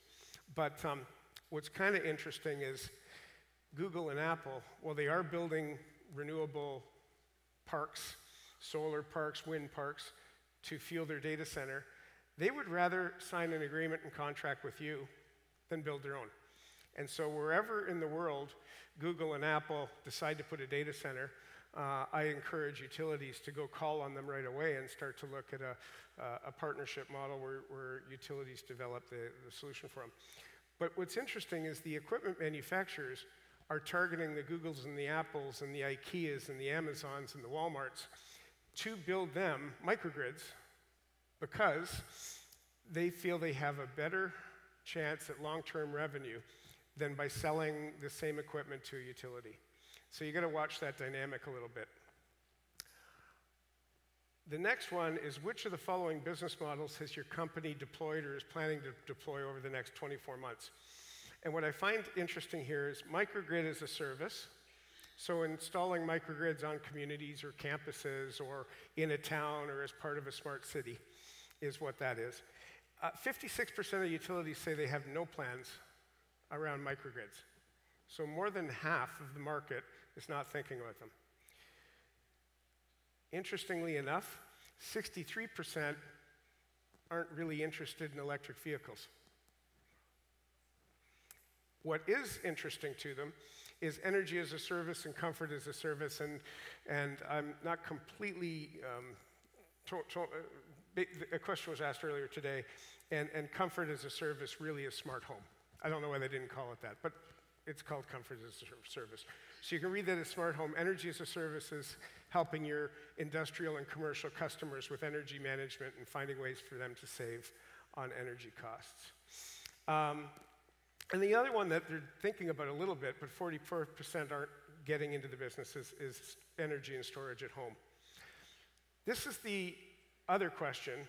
In the next 3 to 4 years at the industry level, how do you think the following business models will impact utility revenue? i.e., where's the best opportunity for future revenue? And microgrid as a service and EV as a service are number 1 and number 2. But the utilities aren't doing it, or at least more than half of utilities have no plans to do it. So it begs a question, why not, if that's the biggest form of revenue in the future? And the answer, and generation storage as a service is third. The answer is simple. The industry believes they're too complex, too technically challenging. So they'll tackle comfort as a service, which they think is slightly difficult. They'll tackle a little bit energy as a service, which is somewhat difficult, but they're vying away from EV or microgrid as a service. So it's that fear of failure that's really keeping them from keeping these on their plans and workouts. So that's a bit of a tour of what's happening worldwide. We think utilities really need to start thinking about putting solar panels and batteries at residential levels, start thinking about what's their role in the EV charging infrastructure of the future. And in summary, energy transition is here, it's real, it's happening. And transportation technologies and energy technologies are leading the way to make that transition from one business model that existed for over 100 years to a new one that's going to be more complex and needs digital technologies to master it. Mastering digital edge, or all the stuff that MTECH looks at, is absolutely key to being successful on that transition journey. Data that you don't get, you can't interpret, and it's going to have a negative impact on both your cost, your operating model, and the reliability of the network. So catching that data from the edge devices and the grid is incredibly important. And then finally, my last comment, which I've already made a mention, you're clearly on the right track. And I congratulate everybody in this room for being part of this journey that you're on. Thank you. Thank you, Mr. Stoneman.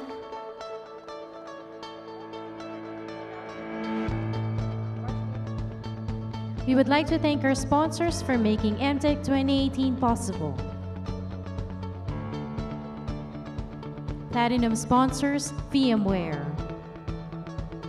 Cisco Fujitsu, Capgemini, UiPath, our gold sponsors,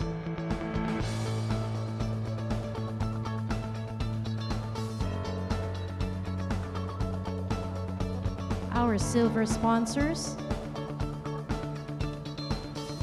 and internet sponsors.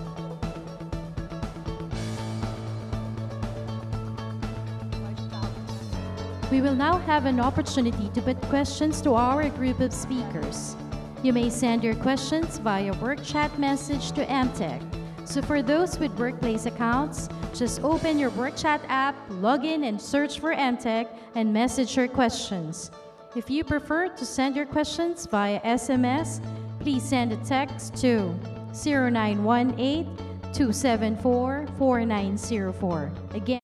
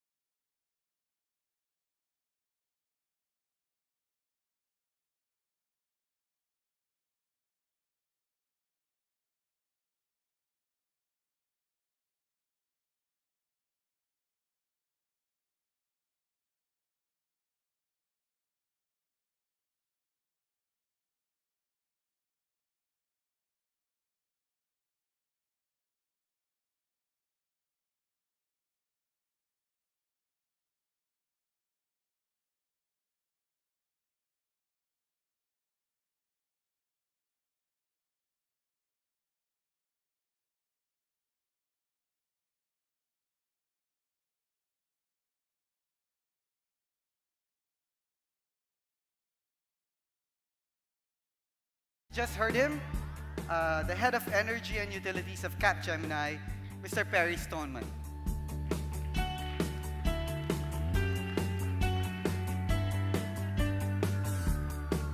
And finally, our head of CTAT and People's Choice Award for Best Portrayal of a Robot in MTECH 2018, Mr. Gavin Barfield.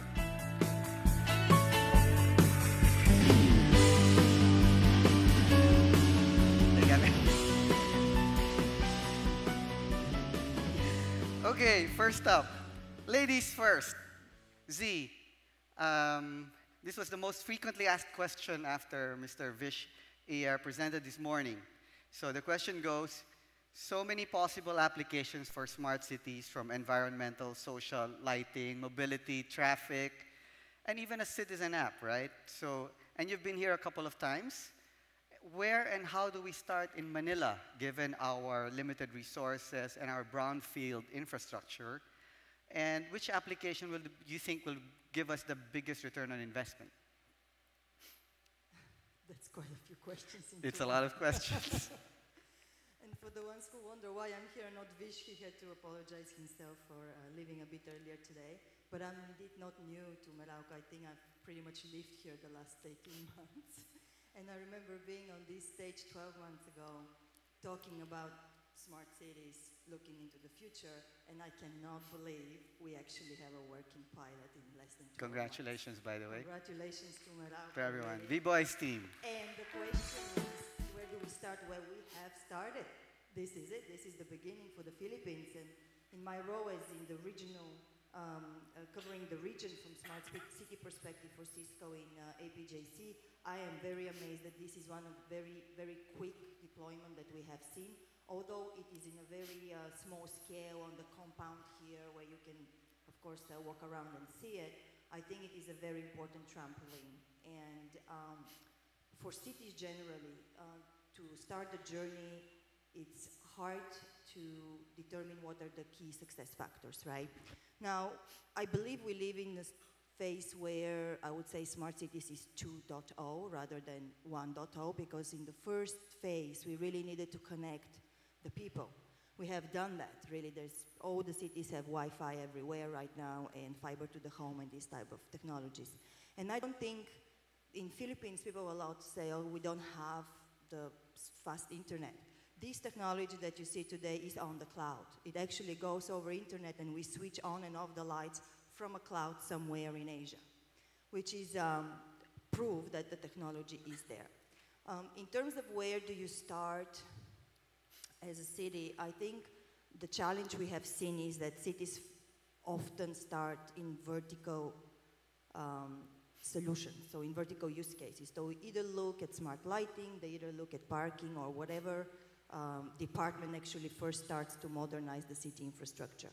And in the smart cities, what I call 2.0, it is really about horizontal platforms and horizontal infrastructure. So what we've seen, and the examples that Vish was sharing, is where cities actually put horizontal infrastructure first to collect that data, and it has to be possible to collect data from any device, really. And then the second layer is the platforms that you have been seeing here. So I believe that this is the right approach. This is to put a base, and then the vertical solutions will start. Okay, just a quick follow-up, because Vish mentioned Prague as a model city. Any other one which you think models Manila a bit more, because our density is so much higher? I think level of complexity might be higher. So anyone, in terms of who you can cite as another city, or maybe as an example of things that you're doing now that can perhaps progress that's more similar to Manila? Well, frankly, Indian cities are close in terms of density, and we see most of the we have been involved in at least 15 smart city large-scale deployments in India, where the density is maybe even higher than in Manila. Yeah. Right. The use cases they have started is a combination, like we see here. Mostly, we see parking and lighting as the first ones to be deployed. Right. And of course, safety and security is the third most important. Right. And as you can see here in Manila, as Bieber was saying earlier, we're starting with lighting and smart parking as our initial use cases, which seems to be gaining more traction with customers, right? Sorry. And we were saying that it's lighting and smart parking that's really gaining traction as far as our customers are concerned for now, at least here in Manila. Yes. Right. Okay, next question is for Jonathan. You spoke about mindset and culture change, and Perry, your presentation was about the drumbeat of change, say in electric vehicles, which seems inevitable, but orchestrating many stakeholders with various states of mind to do a smart city or smart grid or an EV ecosystem seems daunting. So anyone from the panel, any thoughts or learnings from your markets on how to move forward, perhaps faster? Well, I have a simple view that the best way to start is to start. So when there's something daunting, I talked about the chocolate elephant before, start one bite at a time. So, what can you do as an individual? Who can you have a conversation with, maybe to form some partnerships internally, create interest, get support for an idea, and build momentum. Start with small pilots. When there's uncertainty, you don't want to overcommit, you don't want to overinvest and assume you know the answer when the answer can't be known. But start small, start with yourself and you exercise some leadership, build coalitions and identify an area where you do have some influence or resources that you can dedicate, even if that's part-time, to kind of start doing some thinking and prototyping and piloting. And the good ideas will grow from there. Right. Follow-on question, it said, on AI, data analytics, big data, what are the critical steps that an organization should do to jumpstart in that direction? And which big data application for utilities specifically do you think has the highest ROI? This just phoned in. Wow, that's kind of a pretty big question in terms of the potential there. Similar though, start small. Start with a real problem maybe in your part of the business. What's a problem that you identify that is recurring, that if you could solve that would add value to the business, would make life easier for your customers, or make it easier for your maintenance crews. So start with some real value. There's lots of theoretical things you can do, lots of exciting examples you hear from other companies and speakers like us. But start with something practical, start with something close to home that will add value. And again, start small and build momentum. Okay, thank you for that. Perry, something about solar, he said, projection for solar is exponential and this should be the trend in the Philippines considering the amount of sunshine that we get. But how come, he says, that adoption seems to be slower? We said start small, but we don't seem to be getting into that critical mass as far as solar is concerned in the Philippines. So what do you think can we do to kind of jumpstart that even more? Well, I think you just had a feed-in tariff program or increase coming in that probably should drive some of the adoption. But it's twofold. If you wanted to have a non-regulated business that you took charge of, I think Meralco could actually drive the solar panel production. Not only that, if you're in the mix and driving it, you know where it's going to go. You probably have the right to monitor it. Right. You probably have a services contract for the next 20 years for the life of that solar. So any company that's going to start to drive adoption, whether it's the California business models, which Tesla was behind, Solar City and others, somebody was behind it saying, I want to own this patch. So adoption won't happen in a country organically unless there's real incentives with feed-in tariff programs or a legitimate actor and player driving the program. Right. So we have those in place, I think, but it seems still we need to drive it maybe harder. How about I go back to Z. Question again from the audience. It says, it takes a village to get things done. Has Cisco done either private-public partnerships or government seed funding? Can you talk about some of your experiences and what can make us successful navigating such alliances? Yeah, that's the million-dollar questions. Where's the money? Who's going to pay the bill, right? So the smart cities have evolved in that direction as well, I believe, though, because cities originally said, okay, we have to do something about this. And they wanted to start public-private partnerships. That was the first model we saw. However, as you can see how many stakeholders need to be orchestrated, and understanding what is the profit or the benefit, so to speak, for each of them, it takes a long time. And that's why I do think that what India did in terms of how they want to push this, obviously government cannot fund an entire project like this. It's not what expected. But in India, what they did, there was a lot of political will. And it is a top-down political agenda that was driven. In the company, certain budget was reserved, but it is a very strict combination between how central government, state government, and local governments work together, and all of them putting certain amount into making these projects work. Now, what we have seen in India is far not what a total project would look like. They have started with this, as I said earlier, they've started with these horizontal approaches where they make sure that then the private sector will come and actually exploit that infrastructure, understanding what revenue models could be for them. But at least the base is there. Right. So it started with government, in other words. The three had to line up. In India, yes. What I think in the Philippines is not going to work like this. I think that what we are trying to achieve here isn't one of the successful models where infrastructure is offered as a service, where a company like Meralco is thinking, okay, can I be an urban service provider, right? And then this becoming one of your portfolio to serve to a government as a OPEX model or whatever other model could be there. But I still believe that the political will in the Philippines is still not there. I feel that this is the missing key. All the other factors that were on Vish's slide in terms of stakeholders are in place. Even investments, I think, will be in place, as long as the government also come and have an agenda about it. It's not even about the money, it's about the agenda. How they drive it, what is the regulations around it, and so forth. So we need political will. But as Jonathan said, we just gotta start, isn't it? Now, Gavin, you, Al, Ronnie, you presented many technologies and innovations that we in Meralco are implementing. Given what our earlier speakers have presented, where do you see Meralco on the transformation curve, and what business outcomes may we expect? Perhaps quick wins. Well, fortunately, we didn't sync presentation, but it would be a bit embarrassing if they disagree. But most of the presentations today cover the same technologies. I think we're on the right track. In fact, I was just walking to live with MVP, and I was just saying, with the new platforms that we've put in place, some of those big technology decisions, our ability to innovate and to implement these new technologies is greatly enhanced.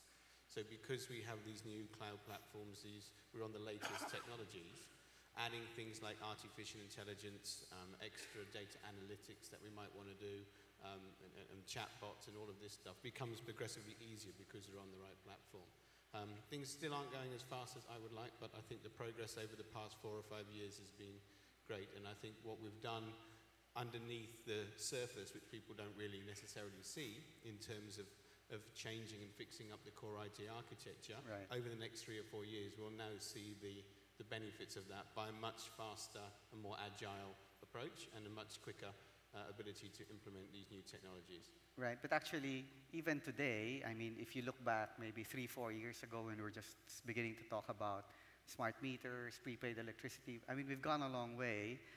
This month, by the way, we're hitting 100,000 for prepaid meters, and for that, I think we all deserve a big hand of applause, isn't it? Thank you. Question for Jonathan. You spoke about fixed and growth mindsets, and obviously we're leaning towards the growth mindset if we want digital transformation. How do you create that culture in an organization like Meralco? 5,000 strong, 55% millennial, 45% perhaps non-millennial.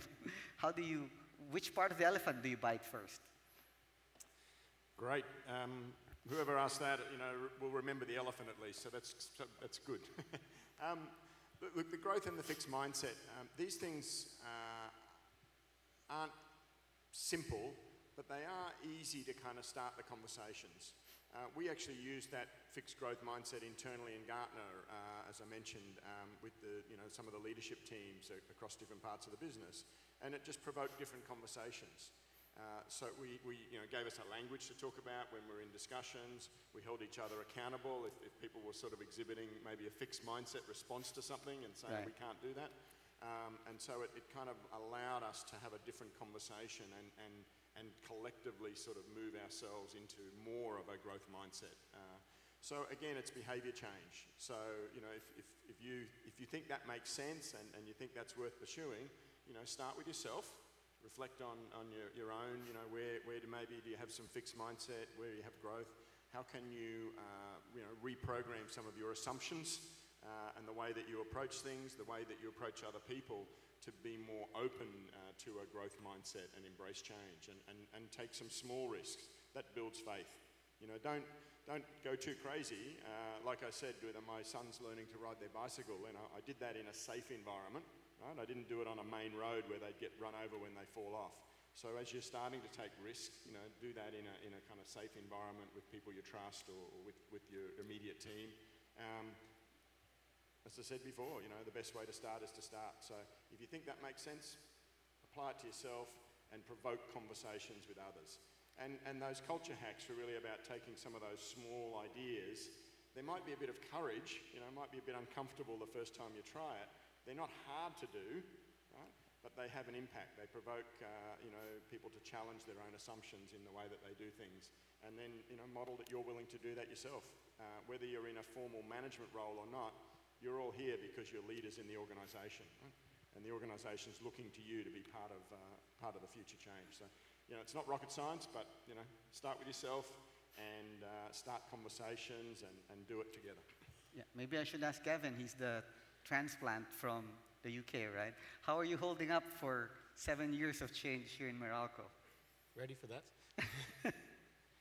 It's a great journey to go on, and I think that's why I've been so behind MTECH and wanting to push this forum particularly, because we can't just let the technology go. We have to keep an eye on it, and we have to, and part of the reason why we do MTECH is to get every single person in the organization interested in that technology. A lot of people who go and look at the stuff in the forum or in the exhibit are not decision makers. Right. Maybe they don't even understand it, but they're being exposed to it and they are seeing it.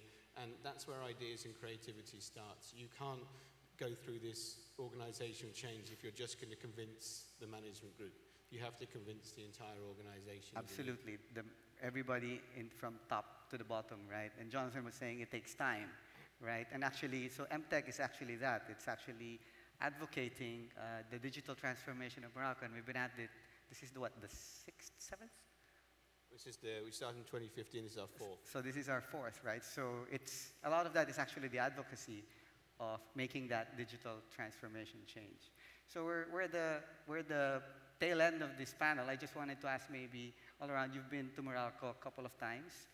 Maybe a few sound bites of how you see Meralco now in terms of our digital transformation and how you think we can be more successful, the things that we should be doing that we may not be doing or that you see that we should be doing more of. Well, I think you're more receptive to technology than most of your counterparts. I think hiring Gavin and having a Gavin to drive some of that is also a pretty important part of the recipe. But I tend to find most utilities decide to make change once they've ran into a problem, as opposed to proactively go figure out what the future looks like. And so when faced with a high percentage of prosumers that are leaving their network or at least revenue is declining, that's when they get worried about it. And utilities need to start to understand that these technologies, as earlier was said by other speakers, are moving so fast. Right. You don't really have time to play catch up once the horses have left the barn.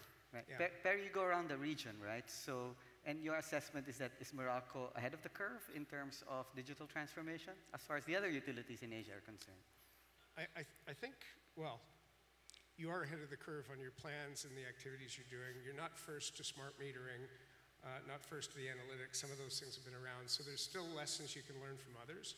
But from a vision, from a technology adoption, from having a strategy that's rooted in technology and transformation, you're ahead, all right? But there have been some firms that have implemented some of these technologies a bit before you. Okay, thank you for that. Z?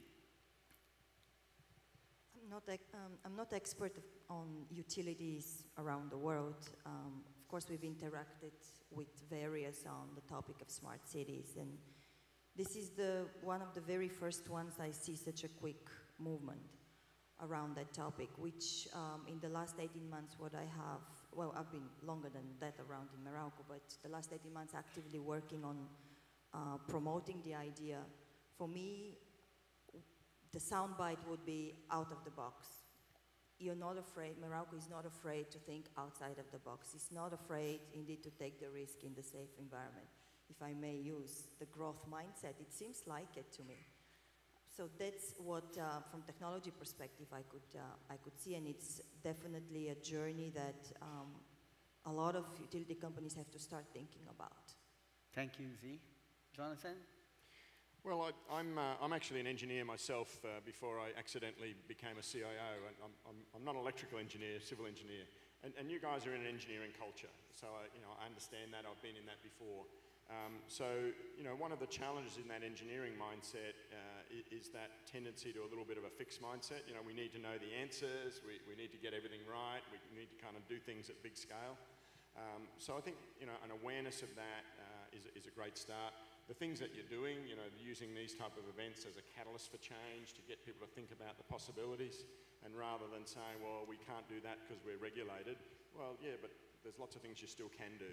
So it's kind of just flipping the mindset that comes, and yeah, there's some constraints, but look back the last few years, how far you've come, and think about how you can accelerate that in the years ahead. It is possible. It is possible to make change. It is possible to not only deploy technology, but change cultures and build capabilities amongst the people in this room and your colleagues outside. Right, thank you for that, Jonathan. Actually, if there's ever a takeaway, my takeaway from you is that flipping that mindset, the growth mindset. I just love it. Thank you. And maybe final few words from Gavin? Well, it's difficult for me to look externally from inside the organisation, but I think that from the in the last couple of years we've come a long way. I think we have a lot of hard work and dedication that has been put in by a lot of people to thank for that, and of course the support of our chairman, of Mr. Reyes, our whole Mancom team, who really have supported enough of these initiatives. I just think there's much more that we have to do. It's not over. We can't just say that, okay, we've got a website now, we've got a portal, we've got a digital channel, we're done. We've got to be able to keep up to date, we've got to be able to implement, we've got to be able to push those technologies further and get the value out of them, and that's the next phase, I think. So. All right.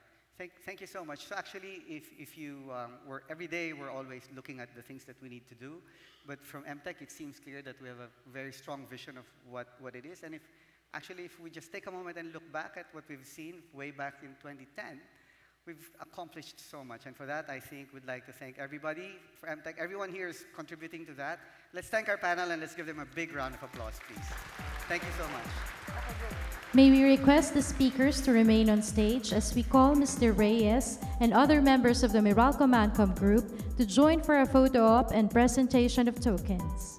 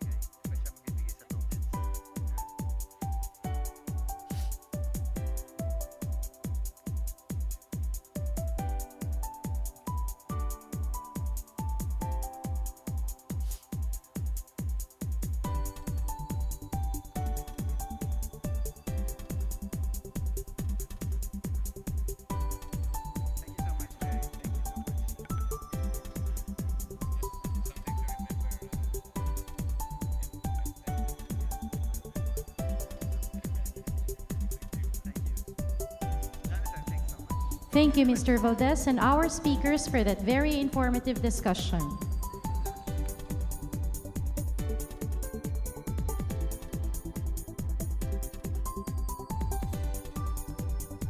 Today has been a whirlwind, and some of you may be suffering from information overload. To help synthesize today's event, let us call on Meralco's Head of Corporate Strategy, Mr. Ralph M. Chavez.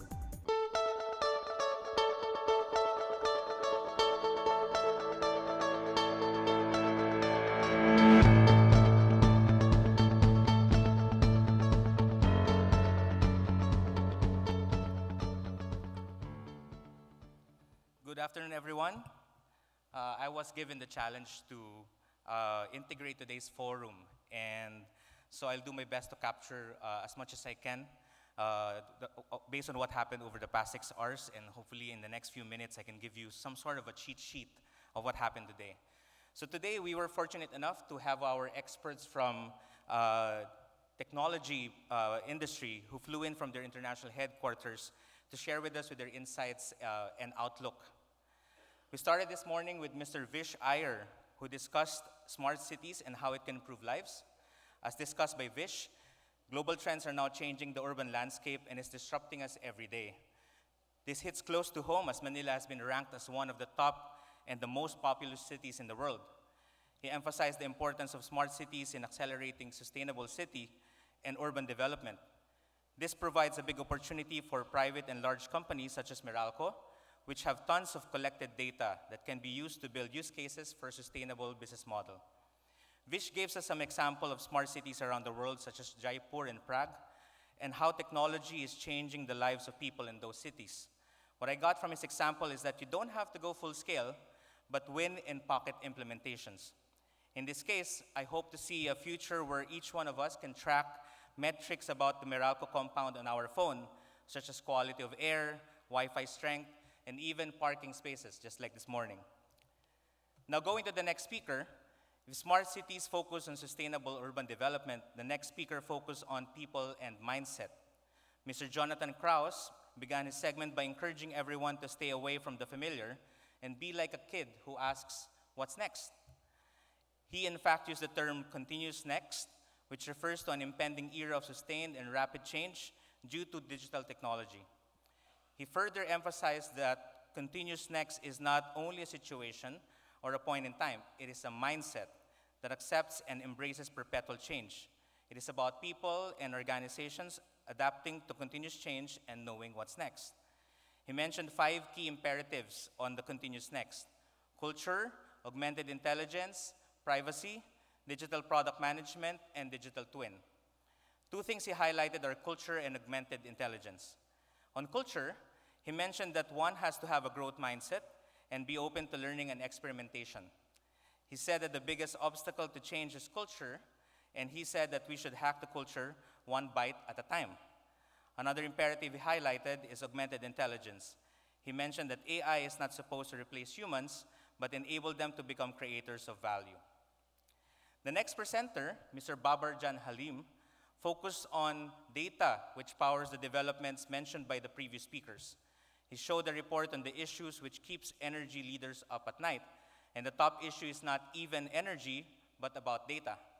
According to Babar, data is now the new oil, and machine learning is a refinery which helps change the data into something humans can capture.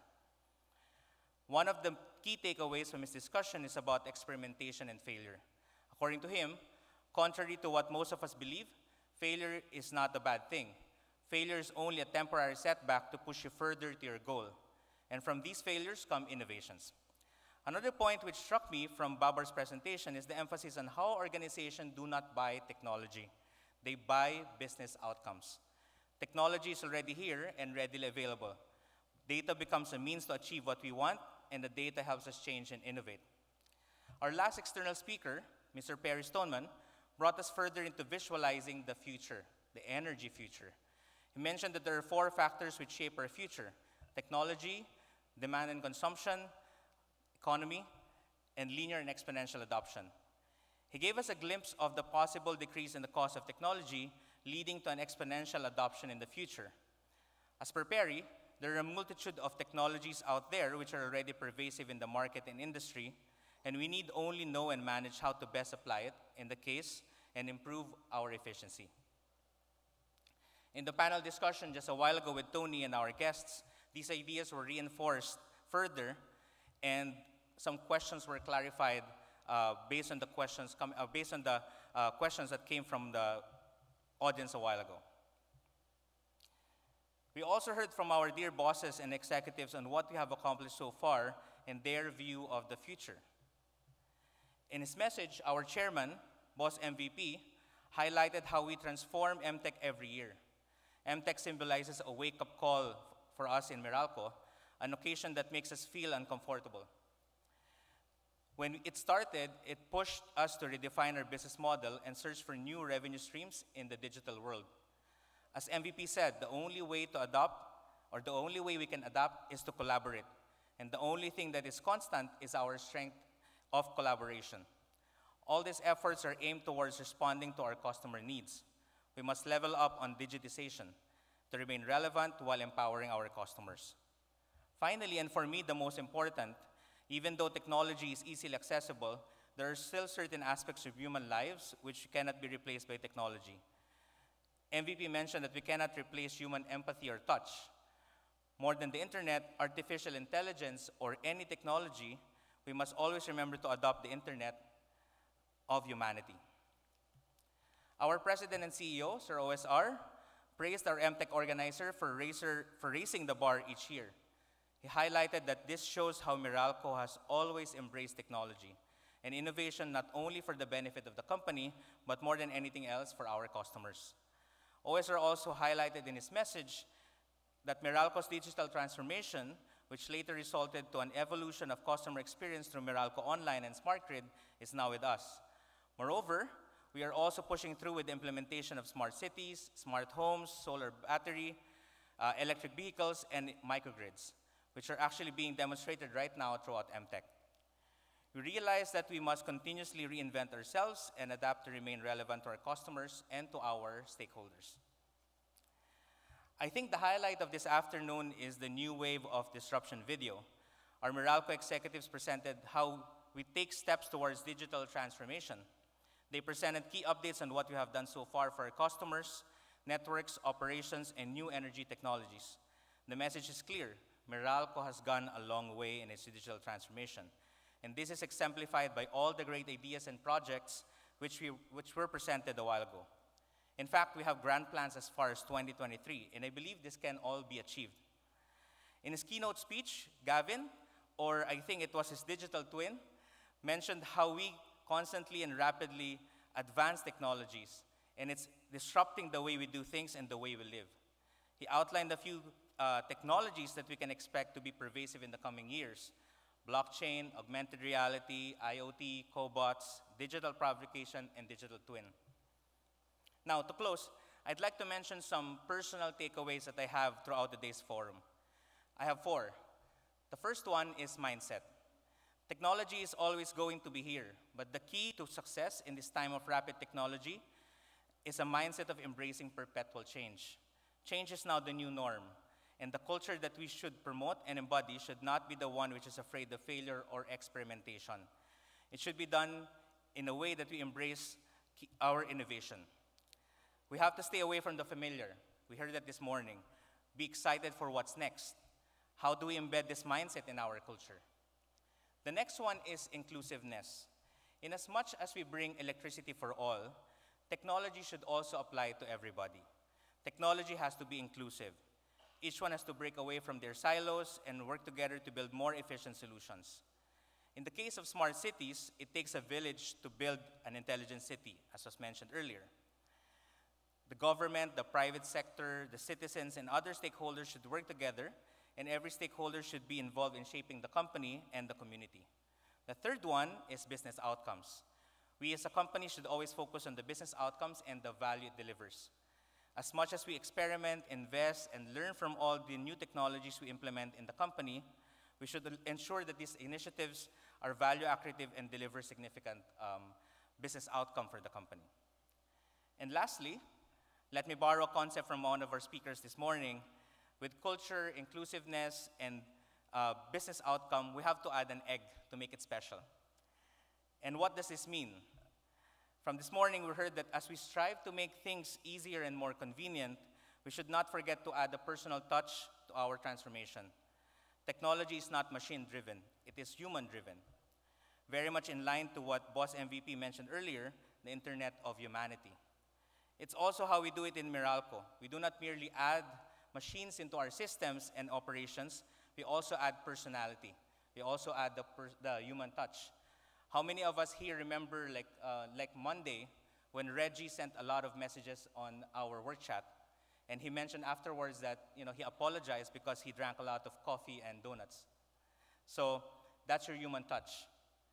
So there you have it. I think I kind of summarized the whole day, and I hope I was able to capture the last 7 hours based on this integration. I hope everyone brings with them learnings and insights from MTECH. And thank you to all those who shared their knowledge as well, just like the panel here. Once again, have a good afternoon to everybody. Thank you. Thank you, Mr. Chavez, for that great summary of today's event. To formally close our program, let's welcome the President and Chief Executive Officer of Meralco Power Gen Corporation, Secretary Rogelio L. Singson. Thank you so much. As mentioned, it's been a technology and disruption overload, so I'll be very brief. Allow me to first of all thank our ERC chairman who was here earlier, Chairman Agnes de Venadera, and Commissioner Aina Asirit. Also, of course, our chairman, MVP, and Boss Oscar Reyes. To our One Meralco colleagues, students, ladies and gentlemen, a pleasant good afternoon. Allow me to also first of all thank our technology experts and speakers who came to share their knowledge with our participants and industry players. Let's give them a big hand, please. Let me also acknowledge, and this guy deserves a big hand, our Chief Technology Advisor, Gavin Barfield, and of course his team. Thank you so much for putting up MTECH 2018, which is now on its 4th edition. Thank you also to our exhibitors and partners for your strong support to MTECH 2018. Finally, thank you to all of you who came to MTECH 2018. This event is really for you, to be updated in the latest wave of disruptions and innovations happening in the energy and utility sector. Every year, MTECH continues to showcase more and more technologies to support the new initiatives of Meralco, to enhance customer experience, to improve operational efficiency across the various functions, from human resources, IT, managing network and outages, logistics management, to cybersecurity and vulnerability management. Pushing the envelope even further, this year, MTECH also embarked on pushing smart city applications, from smart buildings, traffic management, e-vehicles, smart parking, smart street lights, and other similar applications. In the same spirit of riding the wave, allow me briefly to share the disruptions and innovations happening in the renewable energy, which was mentioned to be growing exponentially. Because of the new technologies that were discussed by the speakers, from big data analytics, IoT, AI, blockchain, robotics, etc., we are seeing major advancements in exponential growth in the renewable energy sector. Because of this new wave of technologies, significant strides in improving reliability, efficiency, performance, life cycle optimization, and most importantly, lowering the levelized cost of energy of renewables, referring to solar, wind, and storage battery. As an example, because of the big data analytics performance of PV panel cells can be monitored on real time to ensure consistent performance and reliability. There's also been a great stride in terms of third-party certification bodies who can provide significant data on performance, whether it's monosilicon, bifacial, or even the use of trackers to optimize sun power. Bottom line, ladies and gentlemen, disruptions and innovations are happening across renewable energy sector at a very dizzying pace. For an organization like Meralco Power Gen or MGen, we have to be on top of the disruptions and innovations that is transforming the field of renewables as it disrupts the conventional energy sources like coal, nuclear, oil, and gas, and as mentioned, will be competing as a major energy source in the very near future. Finally, the technology journey of Meralco is far from over. We would like, therefore, to thank all of you, and we look forward to having you again in the next MTECH Summit. Maraming salamat po, and a pleasant good afternoon to everyone. Thank you, Secretary Singson, for bringing our event to a close. Ladies and gentlemen, thank you for attending MTECH 2018. We hope you found today both informative and entertaining. For our external guests, Meralco Management and Relationship Managers, please exit through the door at the front right of the stage. Our ushers will direct you. This has been MTECH 2018, a new wave of disruption. Thank you and good afternoon.